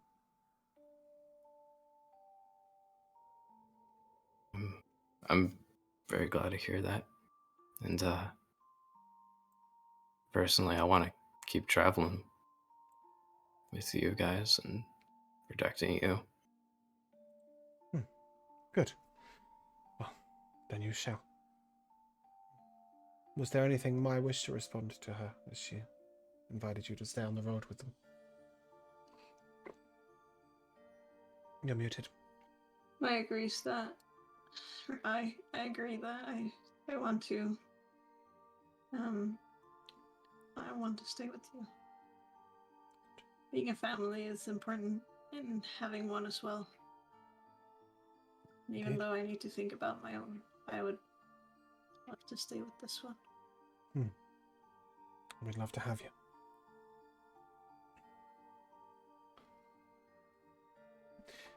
The night passes, as you all think about what happened last night, and hear a couple of howls in the night, as if from wolves, but nothing more.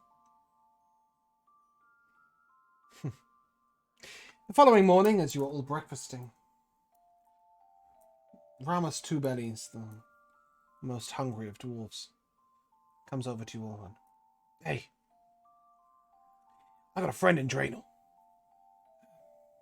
Bit of a shady fella, you know, up to no good.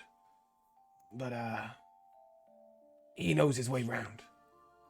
I can't help but feel that after the attacks last night, maybe you guys are feeling a bit targeted. He's got a band of merry thieves all the way back up in Galvinia that know how to slit some throats, if you get what I mean. If you have people that need protecting, perhaps he might be of assistance." Who was this Sounds speaking good. to us? Ramus Two Bellies, the overly fat dwarf, Okay. he's got a friend who knows how to slit some throats in Galvinia. He's offering protection. Few families. Obviously, it's a bit late for Agnes, but the rest of them. That He didn't say that, I did. So make that clear. was like that is highly inappropriate, Good. sir. No. If you have that a way to get a message back to them. He's I know. in Draenor, where we're going. Oh, okay. But he's got a band in Galvinia. Fingers in many pies, you might say. God, I like pie. Me That's too. good. What kind of pie? Bro, I think All the pie. What's Apple your pie, chicken favorite pie, pie? meat pie, cheese pie. Doesn't really matter to me. But you were saying, Dane, you think? Oh, sorry. Yeah, that sounds really good. I think we should probably have a group discussion about what we are planning to do next. But I think that's a. I mean, he's gonna look at the group like basically looking at the group and then at the dwarf like, do we want to talk about this in front of this guy? At this point, Nimprangle, the gnome, sort of looks up at you and, "A group decision? But you promised you'd see us to Draenor, right? You'll at least come with us that far."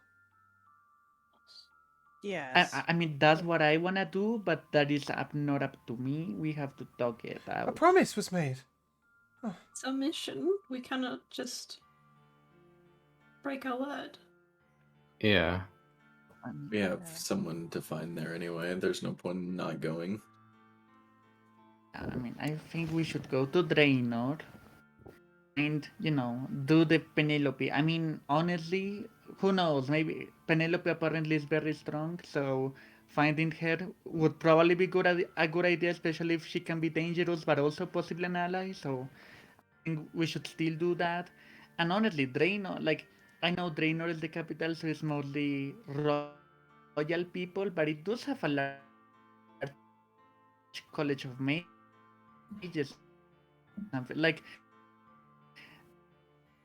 this, it feels that we have stepped in something bigger.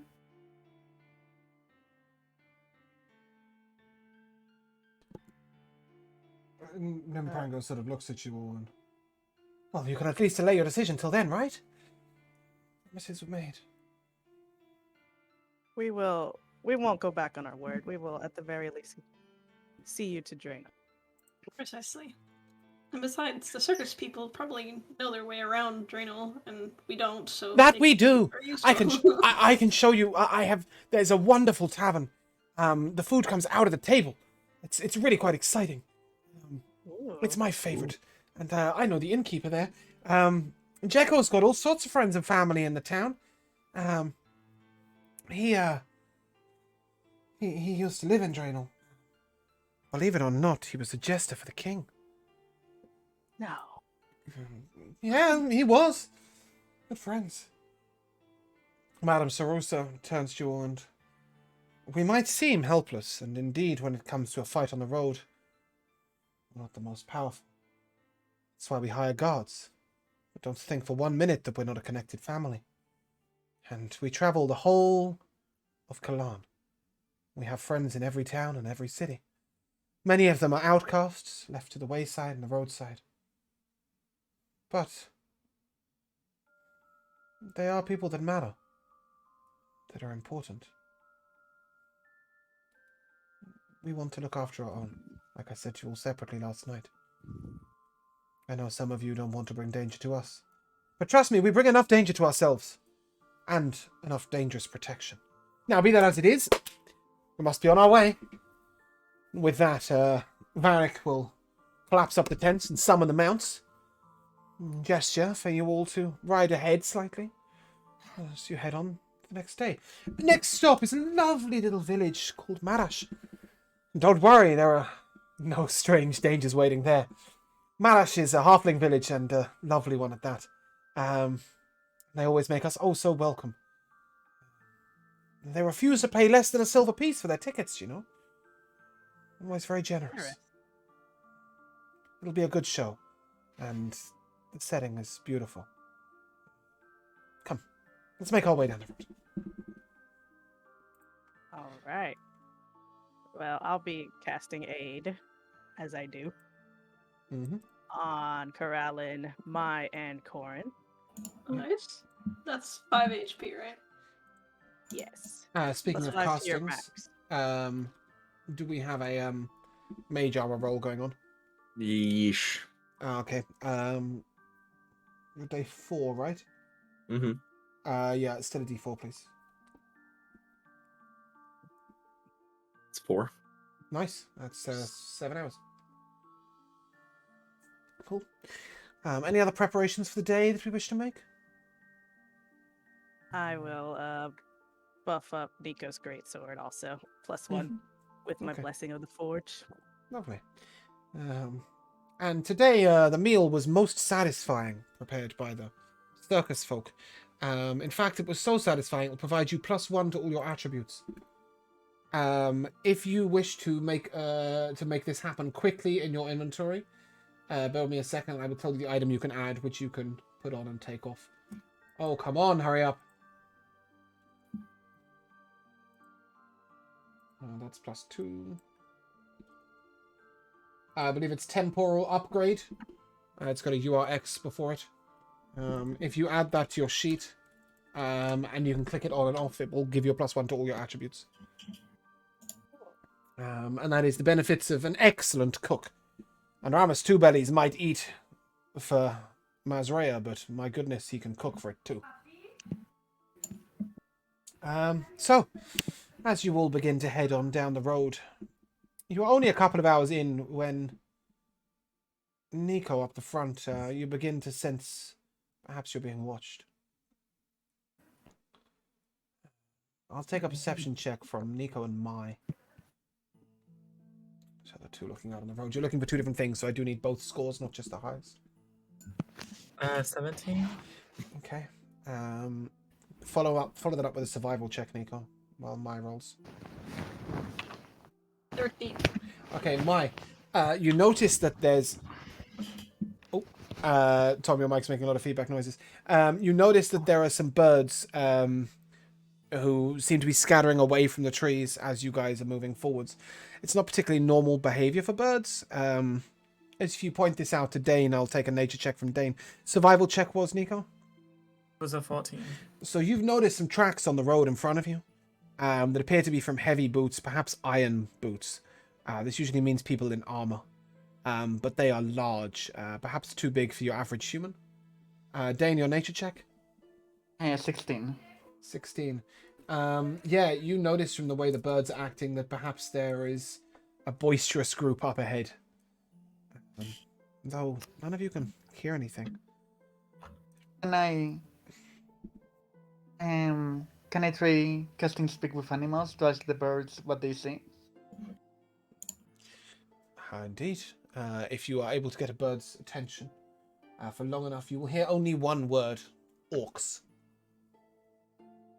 I'll let the group know. I'll tell them. Apparently there's orcs ahead. We should be careful. I can't do much, says Vanek. But perhaps if a fight is coming, I can do something for you all. It might help. And with that, he will cast haste on Nico. That gives me an extra turn, right? It gives you an extra turn to which you may make a single attack.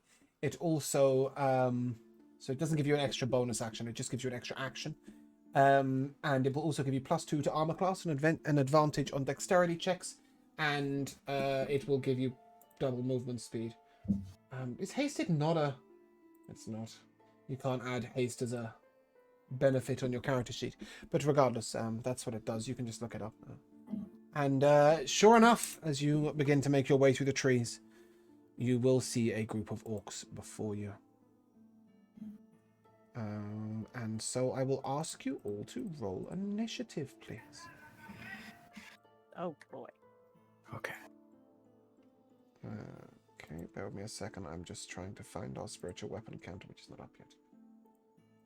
Why is it not? Oh, because I haven't pressed enter, idiot. There you go. So 4, Wondering why it's so 8, stupid.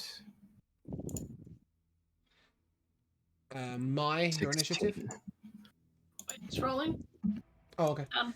Yep, got it. And Corin overall? Overall 16. Jesus. That cannot roll low, can it?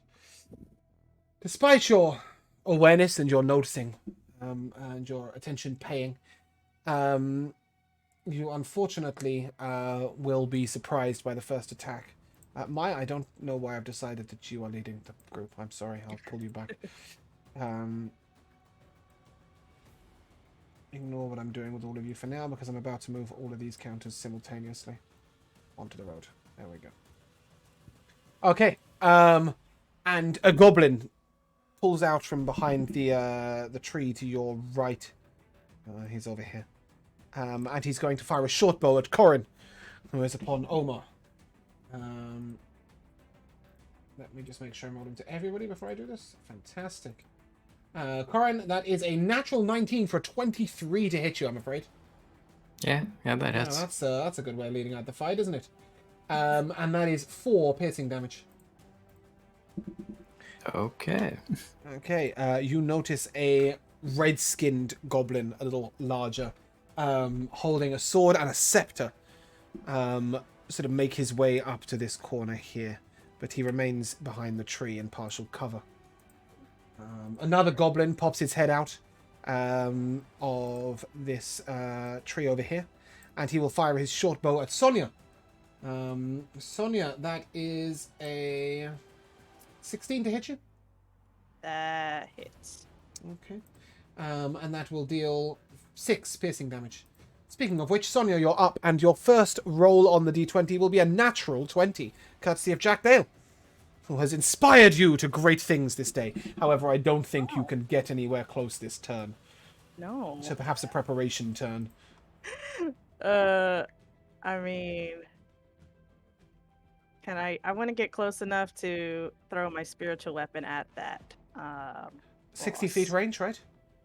Yeah, so I would go my full 25, and then I should definitely be able to reach it. Yeah, I'm going to put you here so that you can got line of sight. Perfect. Do you wish to crit with your spiritual weapon? Oh yeah. Cool. So just roll crit damage for me. Okay. Right click roll is crit damage. That should be a nice starting strike. Oh my gosh, my dice are going slow today. Okay, that's. Do I add the +2 2 times? No. Okay. But that is a correct roll. If you roll it as crit damage, it'll roll automatically as a crit. Okay. That is 15 thwomper damage to his face. Any action? Or do you wish to hold that? Can I do a cantrip as an action? Yeah, or yeah. no? Yeah, you can cantrip with a spell. Oh, okay. I took a new cantrip because I didn't have Nice. any damaging cantrips. So I got Good. There we go. Toll the dead. Beautiful. Yeah. Who are you throwing that at? I mean, probably the same guy to Okay. hopefully get Wisdom that save, 12. right? Yeah. It's a 13. Wah, wah. Then he saved, but I did my so- best. Yeah. That's my turn. Corin, you're up. Yeah. Can I get to E1 with 40 feet movement? Exactly. All right. Very nice. Oma's great. All right. Yeah, then I'm gonna draw my long sword and make a two-hand strike with it. Boom and blade. Mm-hmm. 15 to hit. E1, yeah. Wait. That is 13. Okay, you wiped that goblin from the face of the earth. Oh, poor dude. At least he got a turn, eh? That's nice. Unfortunately, you're not in range for Oma to attack, though, unless Oma has 10 feet range. Reach. No. It's 5, isn't it? Yeah. Cool. Yeah, it is Okay. 5. So at this point, that leads us to the great E3. E3 looks over at is that a touch spell? It is. No, I'm not going to do that. Looks over to Nico. As he raises his hand, a green bolt of energy flies across. He will also move forward, sorry. Flies across at you. That is a guiding bolt. It is, however, only an 8 to hit you, so it will miss. As this happens, the red-skinned goblin in the corner, as a reaction, will call out, "Aim true!" And will give him a d6 on top of that to hit you. However, that only raises it to a 9, so that will still miss. Even if you rolled a 6, it still wouldn't hit. A 14 doesn't hit you? No, not with Oh, the 'cause of plus haste. 2 Of course, yes. Okay, at this moment we look to E5. E5 is a very well-armoured orc in chainmail. And he stomps up 10, 15, 20, 25, 30 towards Sonia, and he will swing down with his great axe. That is a 16 to hit you, Sonia. That hits. And that is 17 slashing damage. Yeesh. Yeah. Yeesh. All right. And then he will take his spear, and he will turn, and he will dash it at Corin.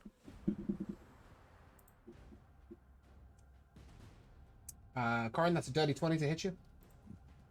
Yeah, that is. That is... Where's my screen gone? That is... Sorry, rolled off it. That is 14 slashing, piercing damage. Corallin, you're up.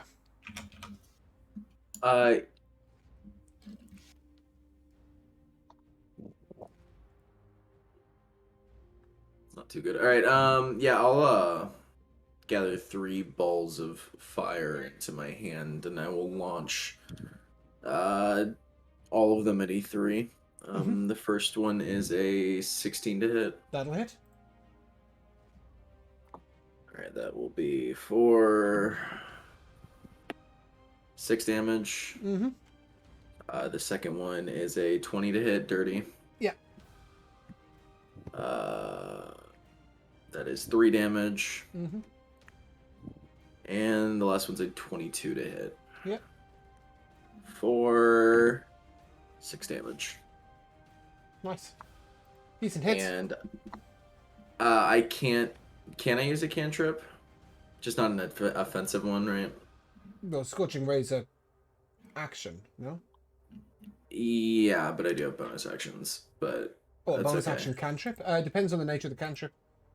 Yeah, it's okay. I'll hold off on summoning my chair. Oh yeah, you don't can on summon my a chair as a bonus action. Yeah, it's Arcing Bolt is the one that you can only use when attacking, or Static Bolt, whichever one Sonya has, you can only use on an attack. You can't use when casting a spell. Cool. Yeah. So you can sort of summon a chair and sit down on it. Good work. Yep. And Nico, you're up. And obviously Okay, your movement so- speed is doubled. Yeah. I will run up to E3, but I wanna be stood like the square underneath him, so that E5 is also within grass. No, E3, James.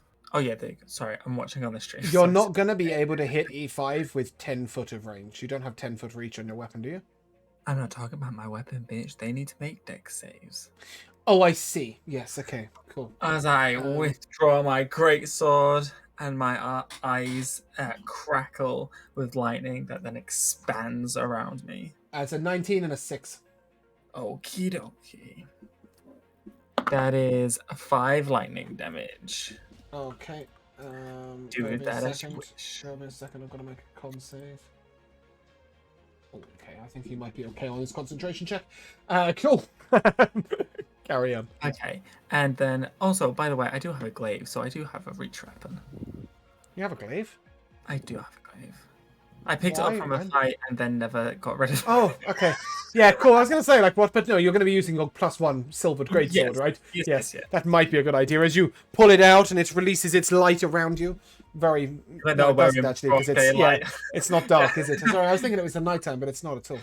No. Go ahead. Okay. Ooh, that's a 23 to hit. Yep. Nice. Although I'll reckless attack. Why not? Okay, I'll keep the 23. And then I'm going to. I always forget what it's called. Savage attack. This just in case. Okay, so that's either 10 or I'll take the 10 plus 2. So that's 12 damage. 12 damage. Yep.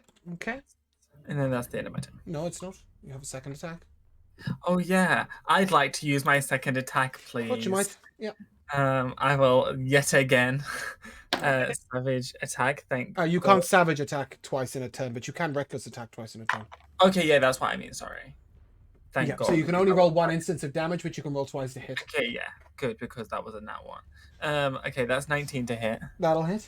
Okay, and then that is 14 altogether. Whoa! Slashing damage. Oof. Okay, he'll make another concentration saving throw. You can't reckless attack twice in a turn. Yes, you can. It Reckless says attack when you make states your first attack on your turn. you will have advantage for the rest of your turn on all melee attacks. Cool. Trust me, I play a turtle that murders bitches. I know how barbarian Are you works. supposed to be on my team? What are you doing?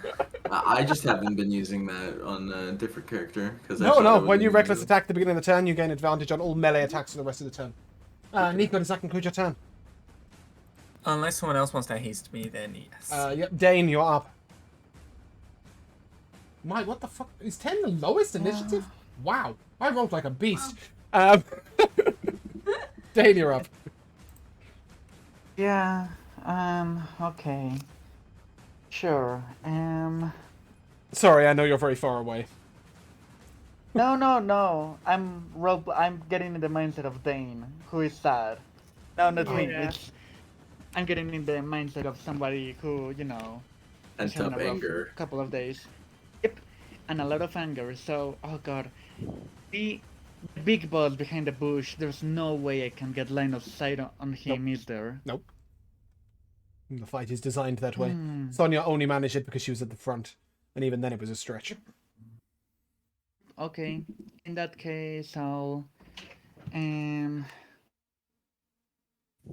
I'll bonus action muscle my stick,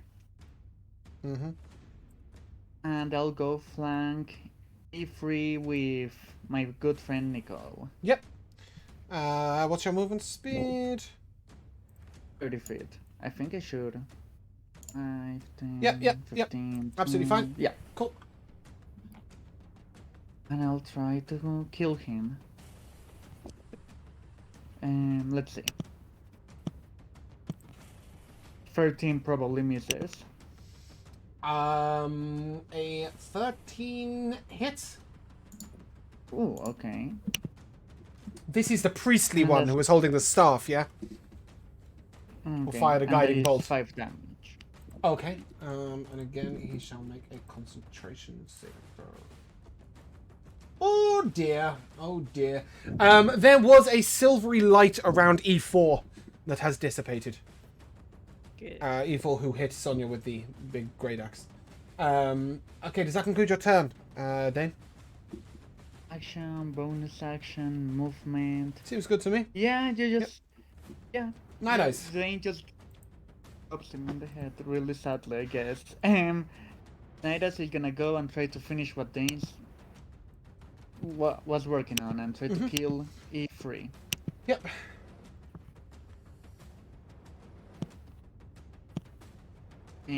Oh, 10. Now a 10, 10 will probably misses. A 10 will miss. Yeah. Sadly. Okay.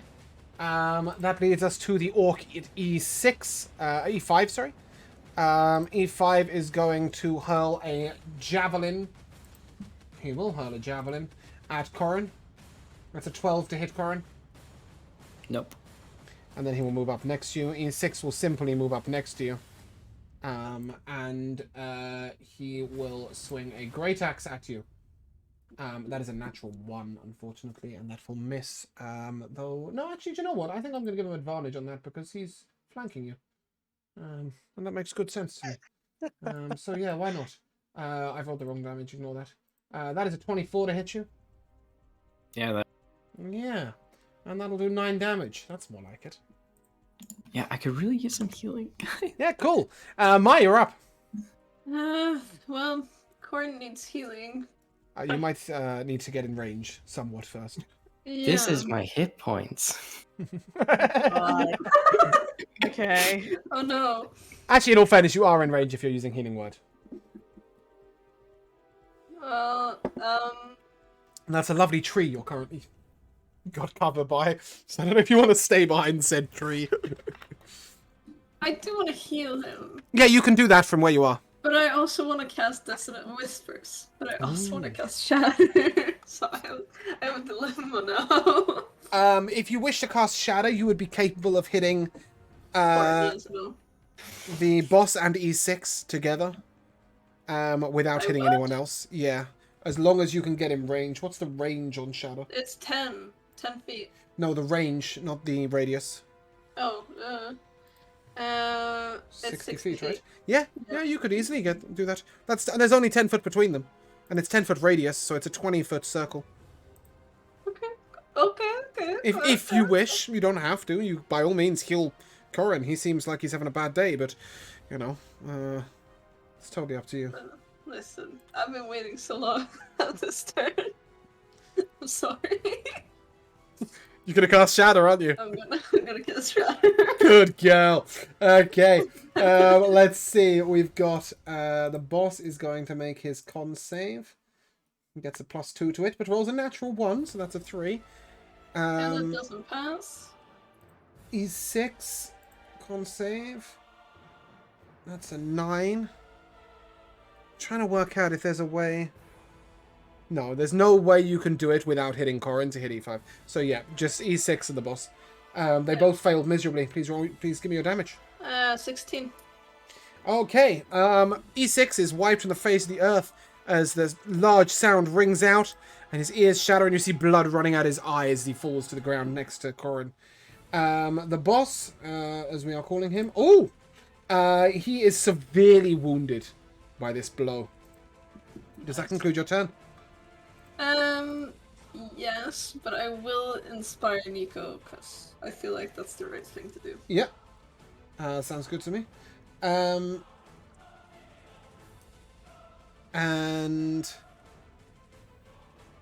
the goblin is considering. Yeah, I think he will. He is going to step up to Nico. To Corin, sorry. He's going to step up to Corin.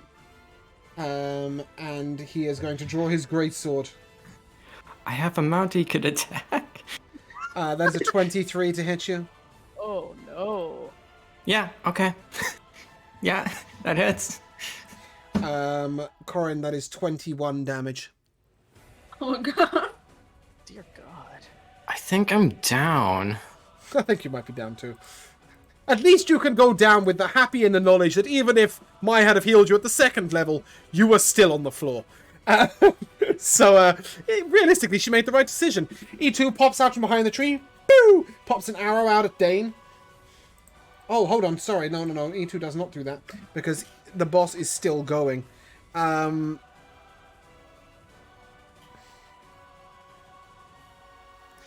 he's going to plunge his greatsword down into Corin.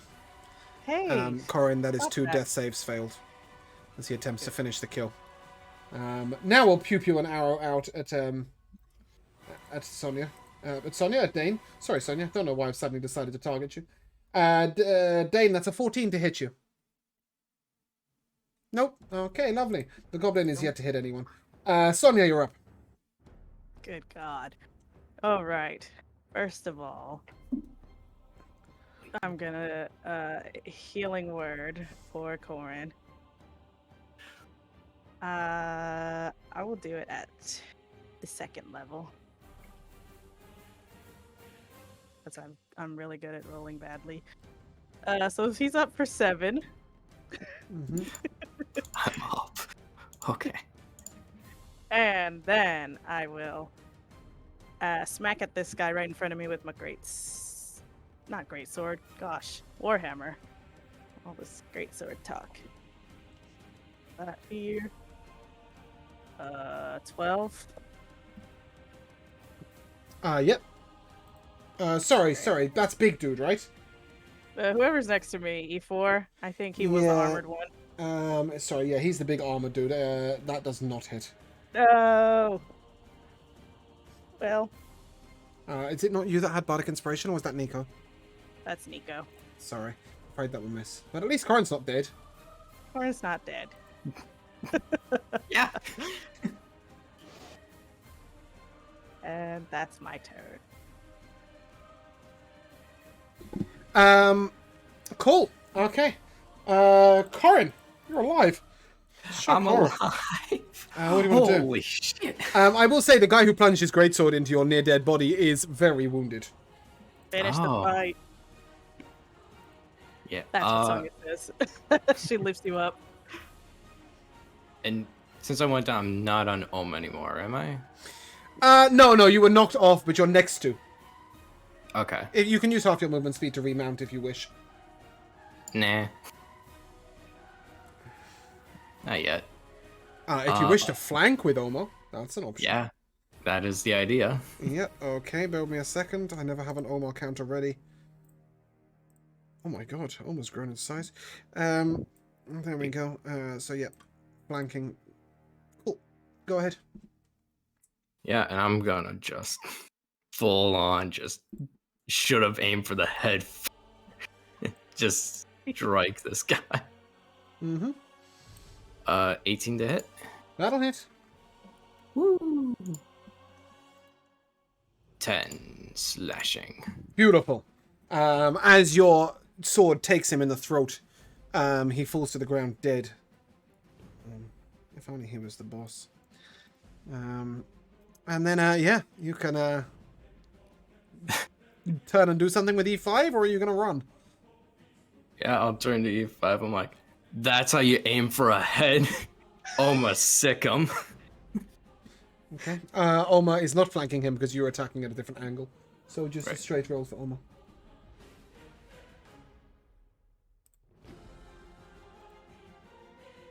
Uh, 16 to hit.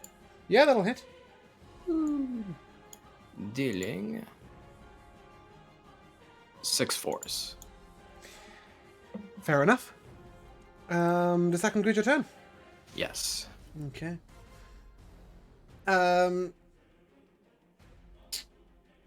The E3 who is surrounded by Nico will... Do I have a bonus action? Just checking.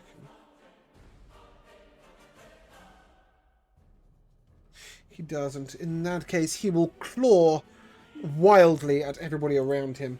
The first one will hit Night Eyes, 16. For 6 damage. Oh my god, my baby. The next one will hit Dane, 17 to hit you. 10 damage. Yep, that hits. And the next two will be Okay. aimed at Nico. 21 to hit. And a 23 to hit. For 3 slashing damage. And 5 slashing damage. Those are already halved. So a total of 8 slashing damage, Nico. Okay. The heavily armored guy will get his great axe and he will swing it down before bringing it down in a large blow over his head at Sonia. That will be a... He was trying to be too fancy. That's a 12 to hit you. No. Okay. As it thuds into the ground, he then rips it back out and attempts to strike you across the side of the head with his second attack. That looks like it might hurt, my darling. Ooh. How do I don't want to roll with advantage. I want to roll as crit damage. Oh, Sonia's going down. That is... No, that's not what I want. Sorry. That is 13 plus 2 is 15. No, rubbish. Yeah, 15. I mean, It's you can stop 22. counting already. That's 22 slashing damage. She's I'll make already sure you're dead. not just dead. Nah, she's not dead. Ah, you never know. That could have Not done... yet. That could have done 40 damage. Cool. Kelaan, you're up. I'm gonna move about 15 feet to the right. Do you want to be able to go all the way behind the tree afterwards? No. Oh no, I'm all right. Okay. Can I aim down that center line between the 5 feet right there, so hit E3 and E4 with the spell? Yes, but if you wish to move 10 foot to the right, you could hit 3, 4, 5, and 5. I can't. Is it 30 feet max range? Yeah, it's 30 feet max range. I mean, if I step all the way up to right next to where... You can step here, and that will hit all 3 of them. Yeah, alright. Okay. And with that, a blast That's 25 foot of flame. movement speed. I don't know if you've got any left, but yeah. I have 5 feet left. Okay, cool. Yeah, I can only make 3 people dodge this. So Night Eyes is going to be the one to take it. Night Eyes will be fine because you're firing it down this angle. Is that going to hit Corin then? You need Dane, Nico, and Sonia to be excluded. Night Eyes and Corin were too far to the left. Alright, awesome. Then all of them need to make dexterity saving throws. Yep. No, As they a- don't. They don't. They automatically succeed because you're an evocation wizard. That's the point. No. I meant E3, E4, and E5. Oh, right. Sorry. Yeah. I was going to say, you literally have just told me they succeed. Yeah, And then told me yeah. that they fail. I'm so confused. Yeah. Yeah, E3, dex save, 21. Success. E4, I should fucking hope so, too. E4 gets a 9, or an 8, sorry. And E5 gets a 10. So, yeah, 2 fails and a success. Give me some damage. That is 18 damage and half to 9. Okay, E3 is dead. E5 is dead. And E4 takes the full damage, but is still looking pretty healthy.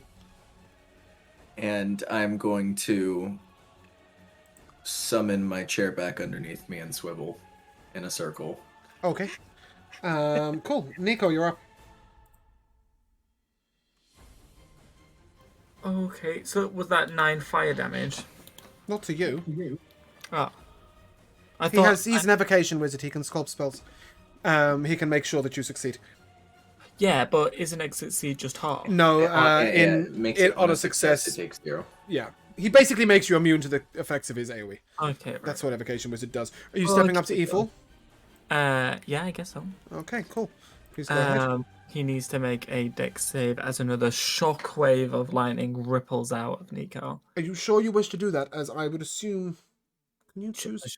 Do you get to I can choose the choose who it targets? hits. Yes, I can, James. Yeah, I guess. Sure, go ahead. There's no I guess. Well, we changed it to an AoE, didn't we?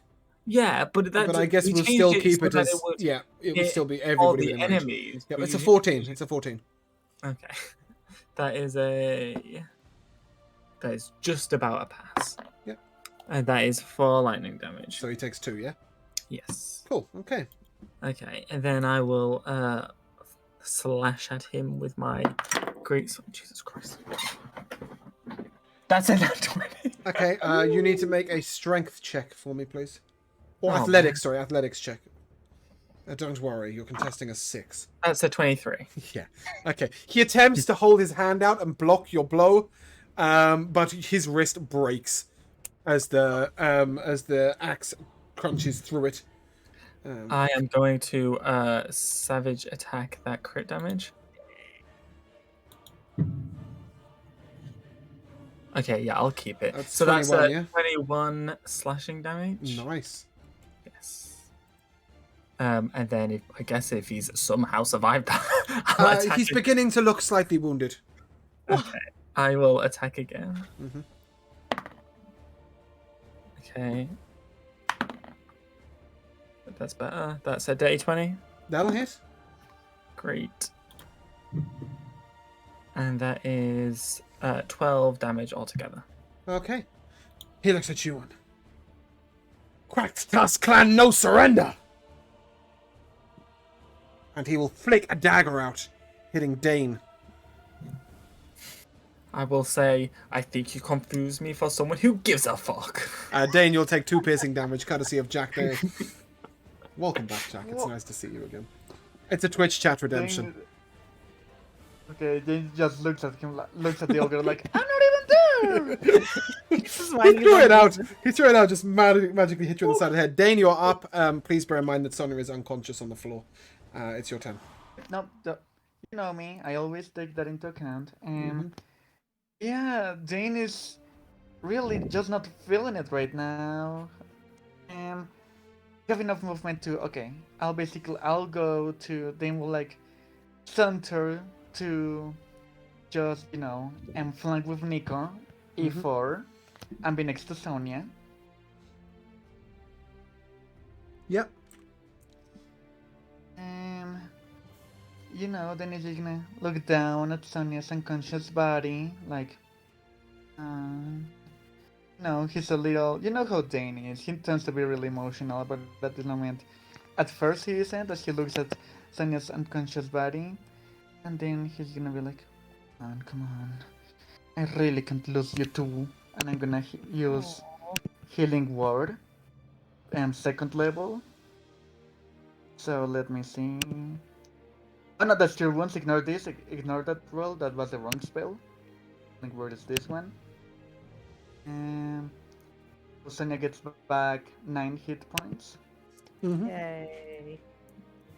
And then Dane is just gonna kind of look at this guy, kind of deadpan at first, and just say, can you please stop killing my friends? And I'm gonna try to strike him with my stick. Please, go ahead and roll with advantage. As Nico is just stood there, he's going to be like, oh, Jesus Christ. The druid rage. So, 18 to hit. 18 will hit. I'm assuming 18 hit. Okay. Or 9 damage. Okay. He's beginning to look... Yeah, he's a little wounded. Does that conclude your turn? Yep, action, Night bonus Eyes? action movement.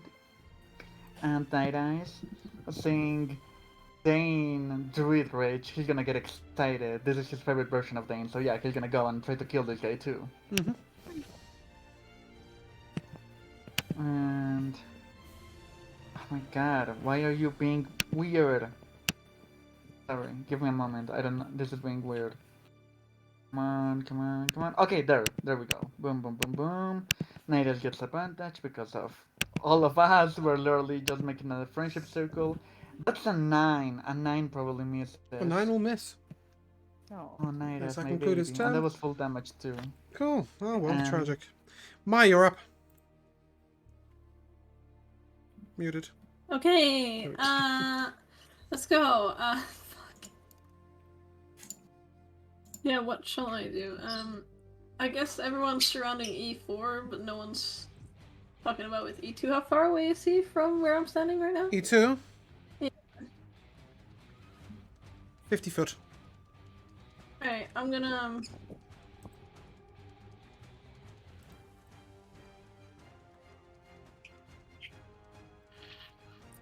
I'm gonna run up. So what are you going to do? I'm gonna run up and I'm gonna try to stab him with my dagger. You're going to run 50 foot? Yeah. Can you do that? I have. Wait, no. I No, can't. you That's can't. 30 feet. Fuck. I was You thinking can about my move 20 spells. feet and you can throw something at him, or you can shoot him with a crossbow, or you can cast a spell on him.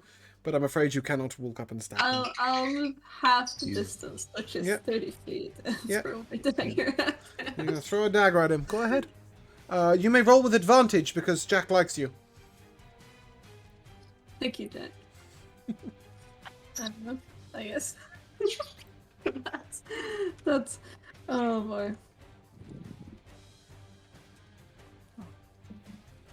That's 14? I don't know. If That'll hit. hits. Okay. Really cool. Very good. That's 3 damage. 3 damage? Yeah. Okay, make an intelligence check for me.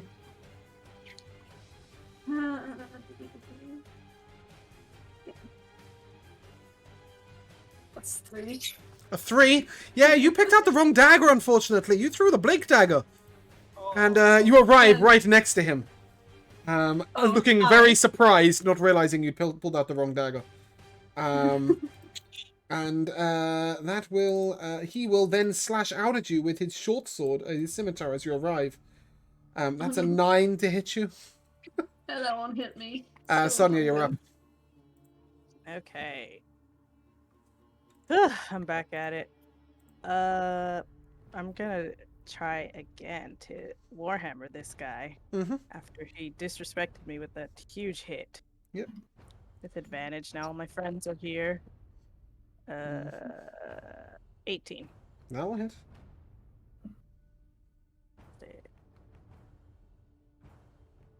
And I'm gonna also use a static bolt, I think. Your poor spiritual weapon is very confused, but it can't get close enough anyway. Yeah, I did want to bring in spiritual weapon, but it's only 20 feet, right? Yeah. Oh, actually, can it reach in like that little corner? Yes, that is exactly 20 feet. Oh, I've just measured that. 5, 10, 15, 20. Okay, Cool. forget that then. Yeah, spiritual weapon's gonna Give him a bop. Yeah, give upside him a the head. bonk. Sorry, on it was the 6 head. damage, right, for your hit? Yeah, Your sad. hammer hit. Yep, no, that's fine. And then my spiritual weapon to hit 15. That will miss. Corin, you're up. Yeah, I'm gonna have my gauntlet sort of crackle with lightning, and I'm going to cast Spark at E4. Yep, go ahead. I was about to make a dex save, then I realized I don't have to. 15. That'll miss, I'm afraid, as it crackles into his armor and he absorbs it and looks at you. I like it! Oh, I'm sorry. Spiritual weapon doesn't get flanking advantage, right? No, Okay, yeah. sadly not. Yeah, okay, Corin, a 15 is lower than his AC, I'm afraid. Aw. With my Just 25 in case you feet, thought that I was saying he was immune to lightning damage. with my 25 feet, I'm gonna start making my way to E2. Yep. And I believe with almost 40, they can get to E2. Exactly, yep. Yep. And Omo will make an attack against E2. Mhm.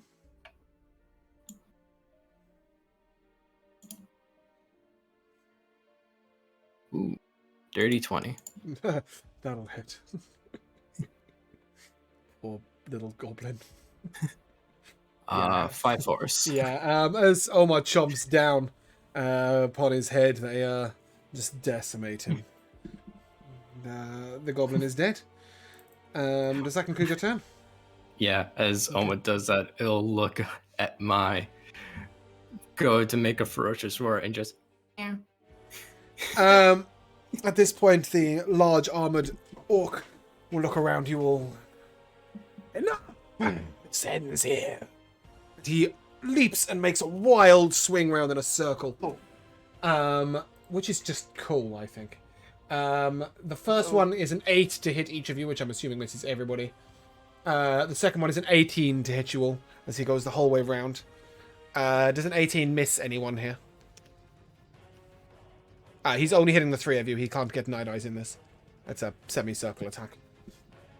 Assuming that hits all 3 of you. Yeah. Yeah. That is 20 slashing damage, half to 10 for you, Nico. Okay, I'm back down. Okay, And Dane also, he and needs. yeah, Constitution saving throw Yeah. on it. 8, 10. Sorry. Oh, he fails. People never fail this. Let's see how much he takes. Don't worry, he's immune to necrotic damage. No, he's not. He's really not. He takes 5 damage. Mm-hmm. Okay. Cool. Kelaan, you're up. I do believe that you said E2 died. Oh yeah, E2 got crunched, munched, and murdered. He got eaten by Oma. You didn't say good shout, and that makes me sad. Tragic. Take your turn. 3 rays of scorching flame come bouncing out of my hand as I sit back in my chair and just kind of lob them at E4. Yep. That is a 17 to hit. He takes in the chest, looks at you. Give me another one! Oh That my God. doesn't hit, I'm afraid. Jesus. All right. That's a 9 to hit. That'll definitely miss. Yeah, come on! Give me another one! That's a 10 to hit. Yeah! And he absorbs a little bit of the flame. You see now that his axe takes flame. Oh, jeez. Hmm. Nico, you're up. Fun. Great, thanks, Kelaan. Good time. I've been waiting to I- play this guy for so long. Carry on. God. No, he needs to make a dex save first. He does. As a shockwave ripples out again. 17. Okay, that passes. That's 5 lightning damage. Yeah. And then I will. I'm flanking, right? Yep. Yeah. Okay. What the fuck is going on Dane's camera? It is going flying Okay, everywhere. that's a 23 to hit. Yeah, make an athletics check for me, please. As he will attempt to catch your weapon with his bare hand. Well, his gauntleted hand, but still. That's an 18. Okay, and he gets a 14. Unfortunately, he tries to hold it, but you break through. Go ahead and give me damage. I will savage attack that. It's not any. Okay, 11? so that's 11 Yeah. slashing damage. Okay, he's Okay, wounded. Okay, and then I'll attack again. Yep.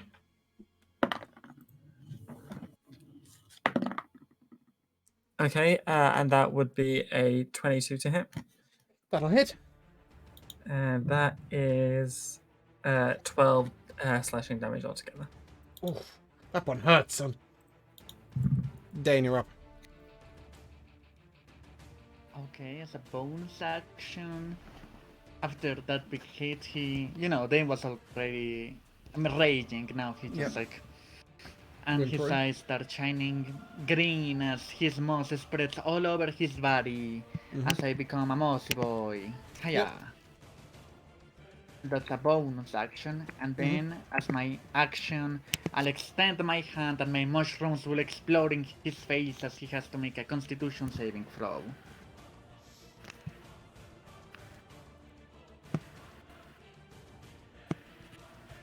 $16. Oh, that just passes, asshole. Sorry. And he'll take half. That's fine. Takes 3 damage. Yep. But most importantly, Sonya is healed. This is with the emblem, so as he takes a little bit of damage, the mushrooms that hit him then carry over to Sonya and basically just heal her a little. So yeah, you get a Hit you, die, you know, right? the, I think by now you know it. A hit die plus 5! 5 because of the... Yeah, you get to 5 because right now my spell casting modifier is 5. That's exciting. Okay. Night Eyes. Okay, he's gonna attack this guy. So, let's see. Come on, baby. Come on. Night Eyes has been rolling really bad. 17 misses. Yep. As he goes to bite it, the guy catches Night Eyes' jaw in his gauntlet. He sort of swings it back down. No, I don't think so. Myra. Hmm. I will move off to E4, of course. Mm-hmm. To one of the corners that's open. Yep. A wise decision, given the AoE he attacked with last time. Carry on. Um, I will try to slash him with my short sword. Yep. Go ahead, roll to hit. 16. That'll miss, I'm afraid. As it strikes his armor, he just sort of rebuffs it with his shoulder. Weakling. Any bonus action? Okay, who needs healing? Anyone You need can healing? pretty much throw it randomly and hit anyone with less than 10 HP. Dane, Corin, Sonia. Yeah, Dane, Corin, and Sonia. Yeah, I'll heal Dane. Okay. That is 6. Yep. Cool. How are you healing? You, Dane. 6. Oh no. Okay. Can You're I? fine. If they see Smile's gonna heal him, can he be like, no? No. I'm gonna go ahead and let her heal you. It's probably not a bad thing. As if you take another hit, you will go down even with your temp HP. Sonia, you're up.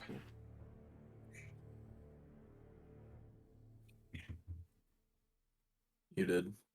Muted Sonya. Oh. Still muted. Muted in Discord. There you Excuse go. me. This That's guy okay. is only he's only like a little wounded. He doesn't look too He's hurt. wounded, but he's doing pretty well. Okay. How is he not the boss? I'm so He confused. is the That's boss, what I'm that's the saying. point. But he wasn't in charge. Uh, He's not the brightest, but he is still the strongest. okay. The guy in the bottom corner was a wizard.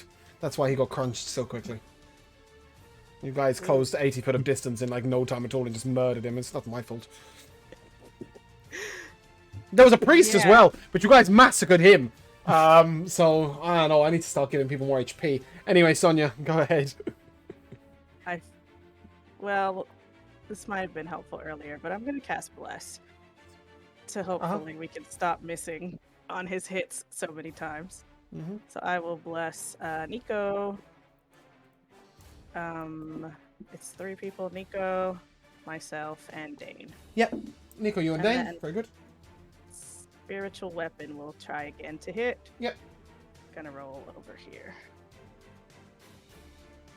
18. That will hit. Finally. We have now ascertained his armor class. Congratulations. Yay. Spiritual weapon does 6.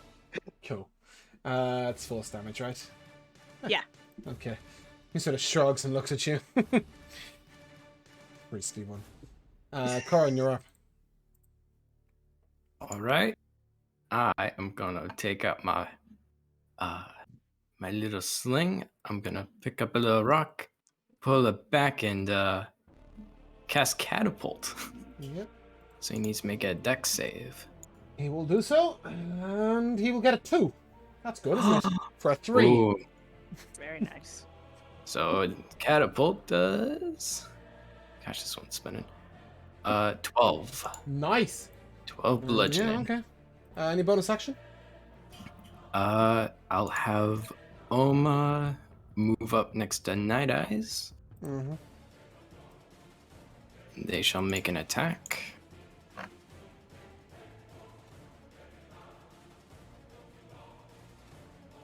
With advantage, right? Yeah, with advantage. Okay, good. We surrounded him completely. 11. Nope. Oma goes to crunch down him again. He catches its jaw in his gauntlet. And then he just sort of twists his arm, and Oma's face twists away. They're not hurt. And then he will look down at you all.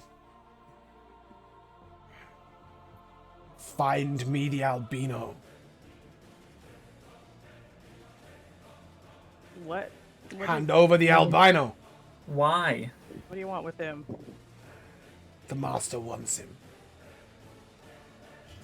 Your master can suck it. He looks over. The hobgoblin that is crippled on the floor in the corner, decimated by you all. I should still complete the mission. And with that, he will swing his axe again, crunching it down at Dane. Actually, do you know what? No, fuck it. We're going to use this once a day. He lets out a roar. Yeah. He will now roll an advantage on all his attacks. Because we don't like missing. That's an 18 to hit Dane. Yeah.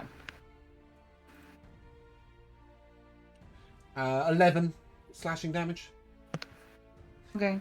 And then he shall attack at my Dane and Sonia.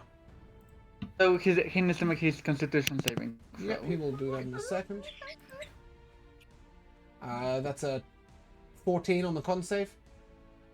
He fails. He takes 6 damage. Okay. That was a 21 to hit my Sonia and Dane. Yeah, hit. Mm-hmm. Yep. Okay. That is 19 slashing damage to the three of you. Thank you, Sonia. I'm down. Why did this decide to hit me? I've done the least damage to him. Well, he was doing a semicircular attack and you annoyed him by healing Oh someone. no. I'm talking about before that. He's trying to take out the people who keep healing everybody. Yeah. That's Oh, fair probably enough. why. I'm down. Corallan, you're up. Seeming to be the only person in this group that's recognized that he can hit multiple people in one turn and to not get close to him. Don't say that's about when Corin has not gone near him. I have not approached him this whole time. You are on top of him right now. No, Corin is not. I'm Corin not. is down here. Absolutely fine. Yeah, I was. Yeah. Yeah, Corin He and was I thinking are- about being Omar. Yeah. No, Corin I is have very an sensitive. intelligence of 19 right now. I know what I'm doing. Yeah, I have an intelligence of 19 as well. Okay, well, I think we can see that. unfortunately, it doesn't extend to real life, as you can't seem to work out where a token is on a screen. But never mind. Go ahead and it's take your super turn. blurry, to be fair with you, but no, I'm gonna gather a bolt of fire in my hand and launch it at him over Oma's head. Mhm. That is a natural 20. Yeah. Yay. This doesn't do a lot of damage. Don't get excited. It might do. Oh shit! Nope, not off the edge of the desk. That is 12 damage, and that will conclude my turn. Nice. As I still look very comfortable in my chair as everybody's Mm. getting Do you? Yes. Nico, you're up. Dick save.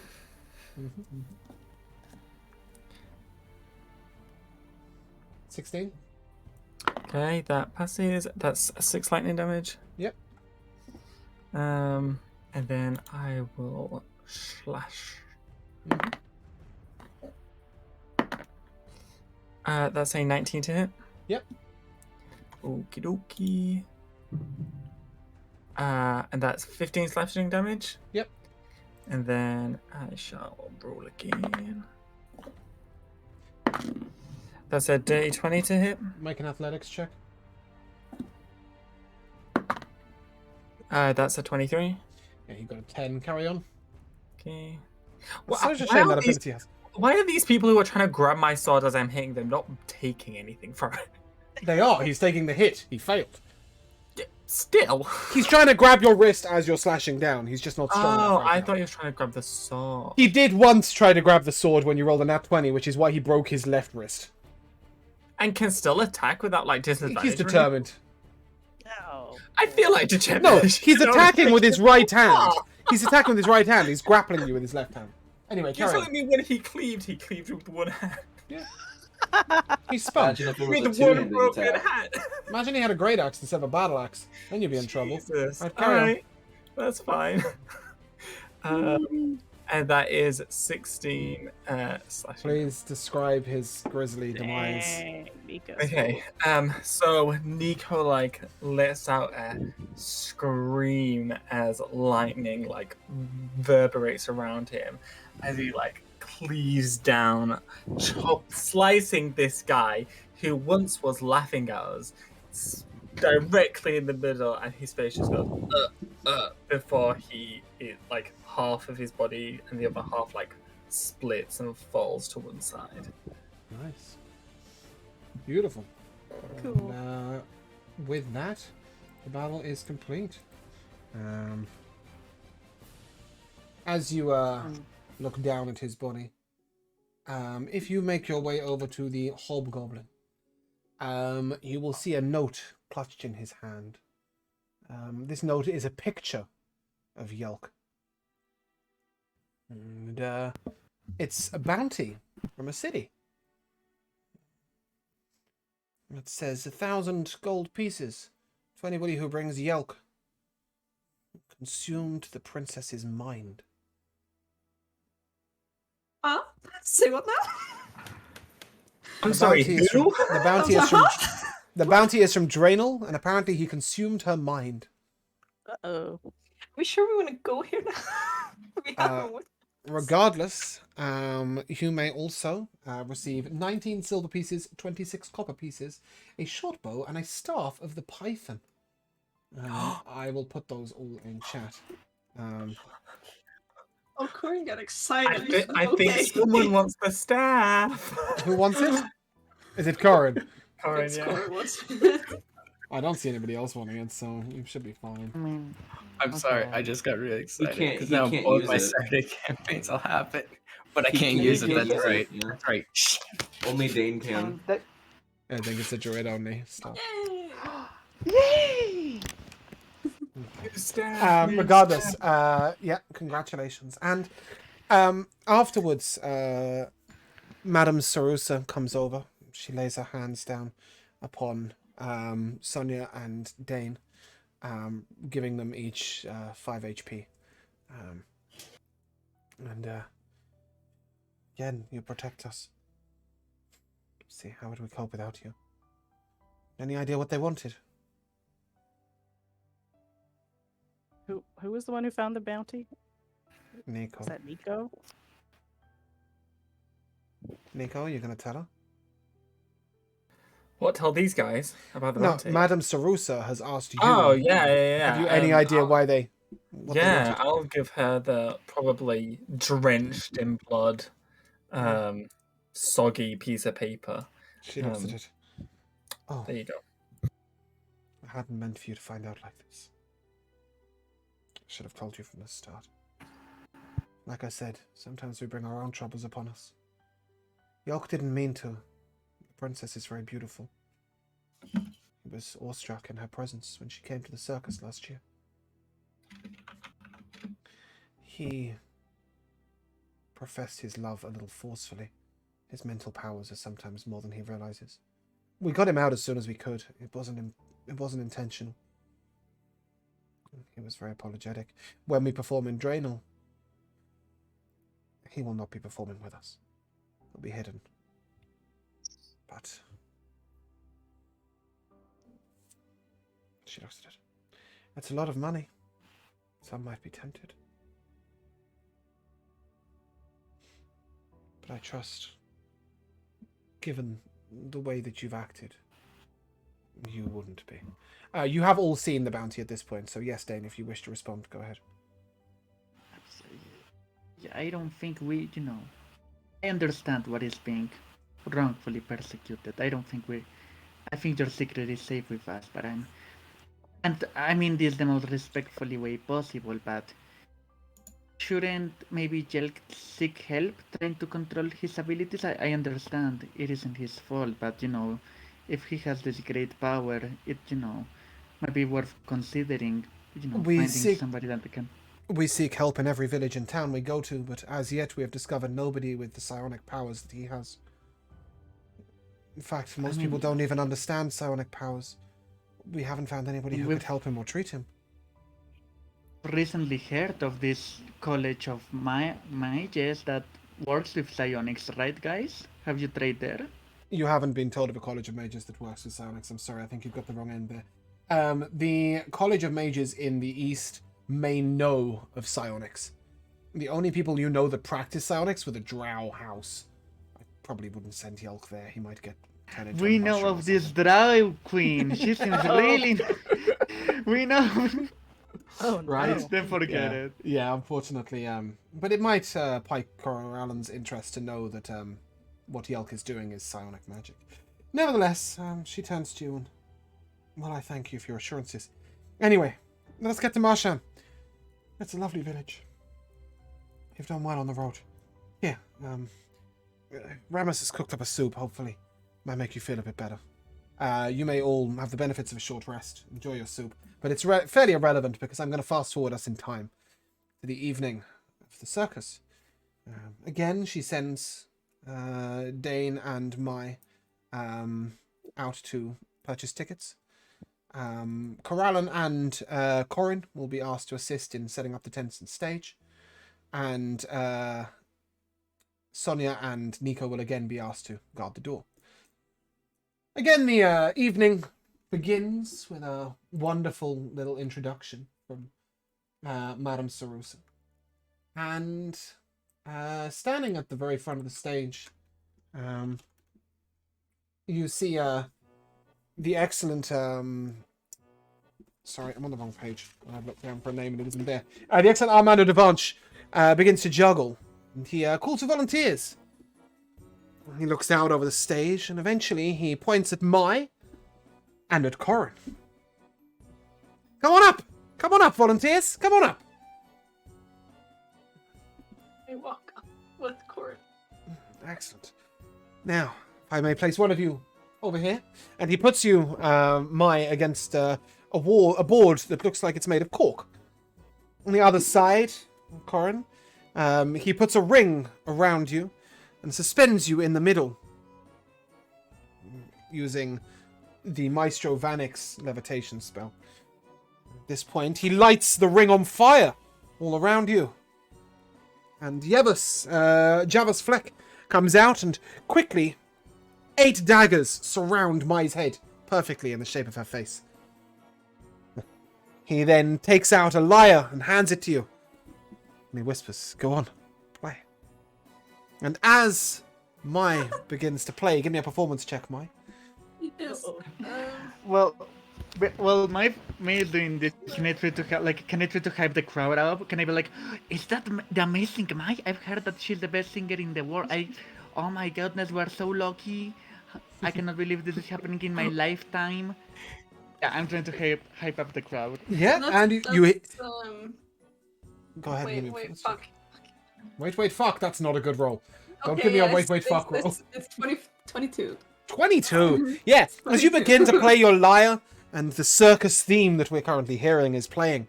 Yeah. The great Nimprango steps down. He takes one look at Corin, and the flames consume him. Then, leaping through the flames, you see Omar. Corin landing perfectly on his back as the illusionary flames dissipate, and Corin is sat upon Omar's back, the center of the stage. Thank you, volunteers! If you may, take your seats. As Jekka will begin flipping across, and Mai will be encouraged to keep playing as the contortionist twins begin a dance like none you've ever seen before. The show goes on late into the night. The halflings are generous with their tips, and even more generous with the food and drink that they provide afterwards. Take a wonderful long rest, as so many different halflings will offer you to come and take rest in their home tonight, as the circus was so magnificent and such a joy. And Mai, you will be asked for an encore many times in the local tavern. It'll be 4 o'clock in the morning before you even get to sleep. But don't worry, Madame Sarusa assures you that we don't need to get up before midday. And with that, we shall conclude our episode. Until tomorrow. Yay. So, MVPs. I come first to Josh.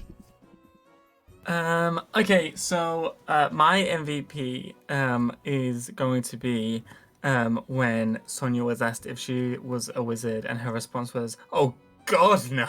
It's so funny. And then like a little one was, it was my like in the tavern when they're like, "Oh, Mai can sing," and she was like, "Oh yeah, I can do that. Let's see." Yeah, Hannah, MVP.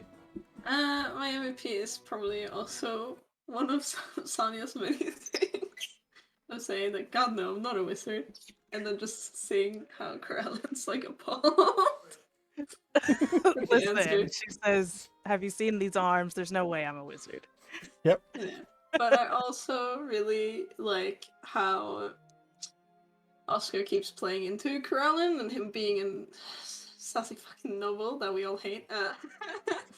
With like, yeah, I'm just gonna spawn a chair and sit down. Mm-hmm. Fuck you. Yep. Speaking of which, Oscar, your MVP. My anti MVP is when Sonia said, "Oh God, a wizard." No.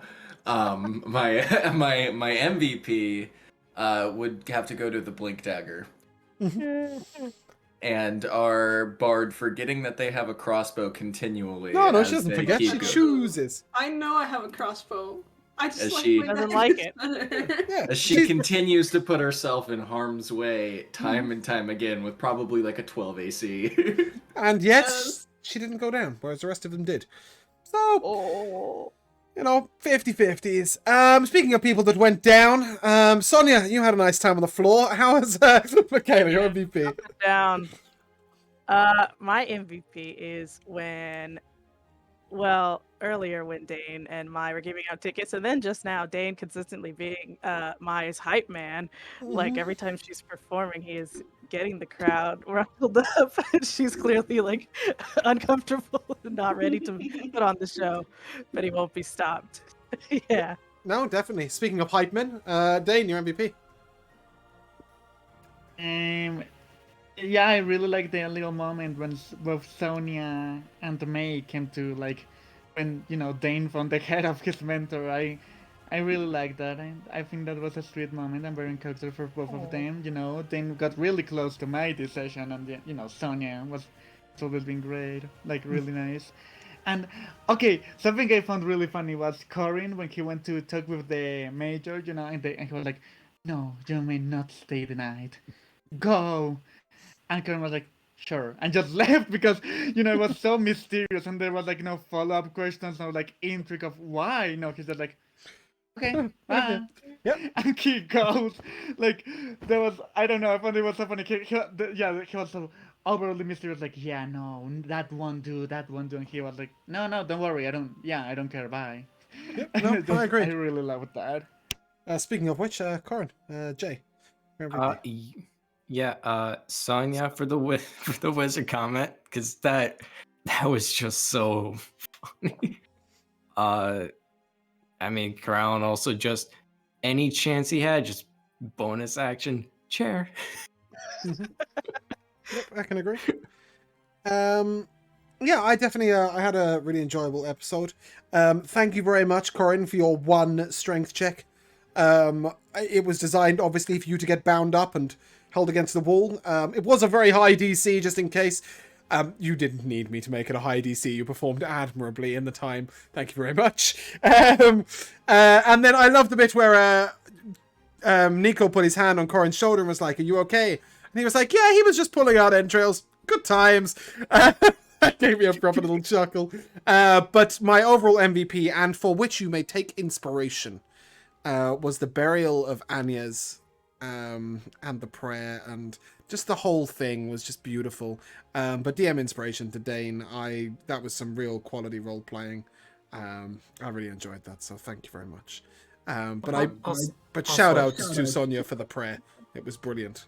Go on, Josh. And just a quick little one was when that guy said to Corin, "Oh, you look like you don't. You're less emotional and more illogical." And then Corin proceeds to then have a really emotional moment with the circus people about what family is. Yeah, but I think it was still, you know, he noticed that Corin was more stoic about it. You know, he'd just been through hell and like tied up to a wall. He's like, yeah. So yeah, I think Jarvis has got a lot of respect for that. Somebody who can hold their emotions in check in the moment. Was more the point, not somebody who doesn't have emotions. You know, he wasn't accusing him of that. But yeah, overall, I had a really fun episode. I've been waiting for the portrayal of the circus and the events, so I hope that went through well and that you guys are sufficiently attached. I will uphold my goal of having the circus travel with you of the entire campaign. But yeah, with that, I think we will end. Jack, it's a pleasure to see you back. I know that we caught up the other day in stream, but it's nice to see you flexing your channel points all over the place. So thank you for your contributions. And yeah, I think I don't think we're gonna raid. We're gonna raid. Nah. So with that, if you guys would like to say goodbye. Goodbye. We shall see you soon. Bye.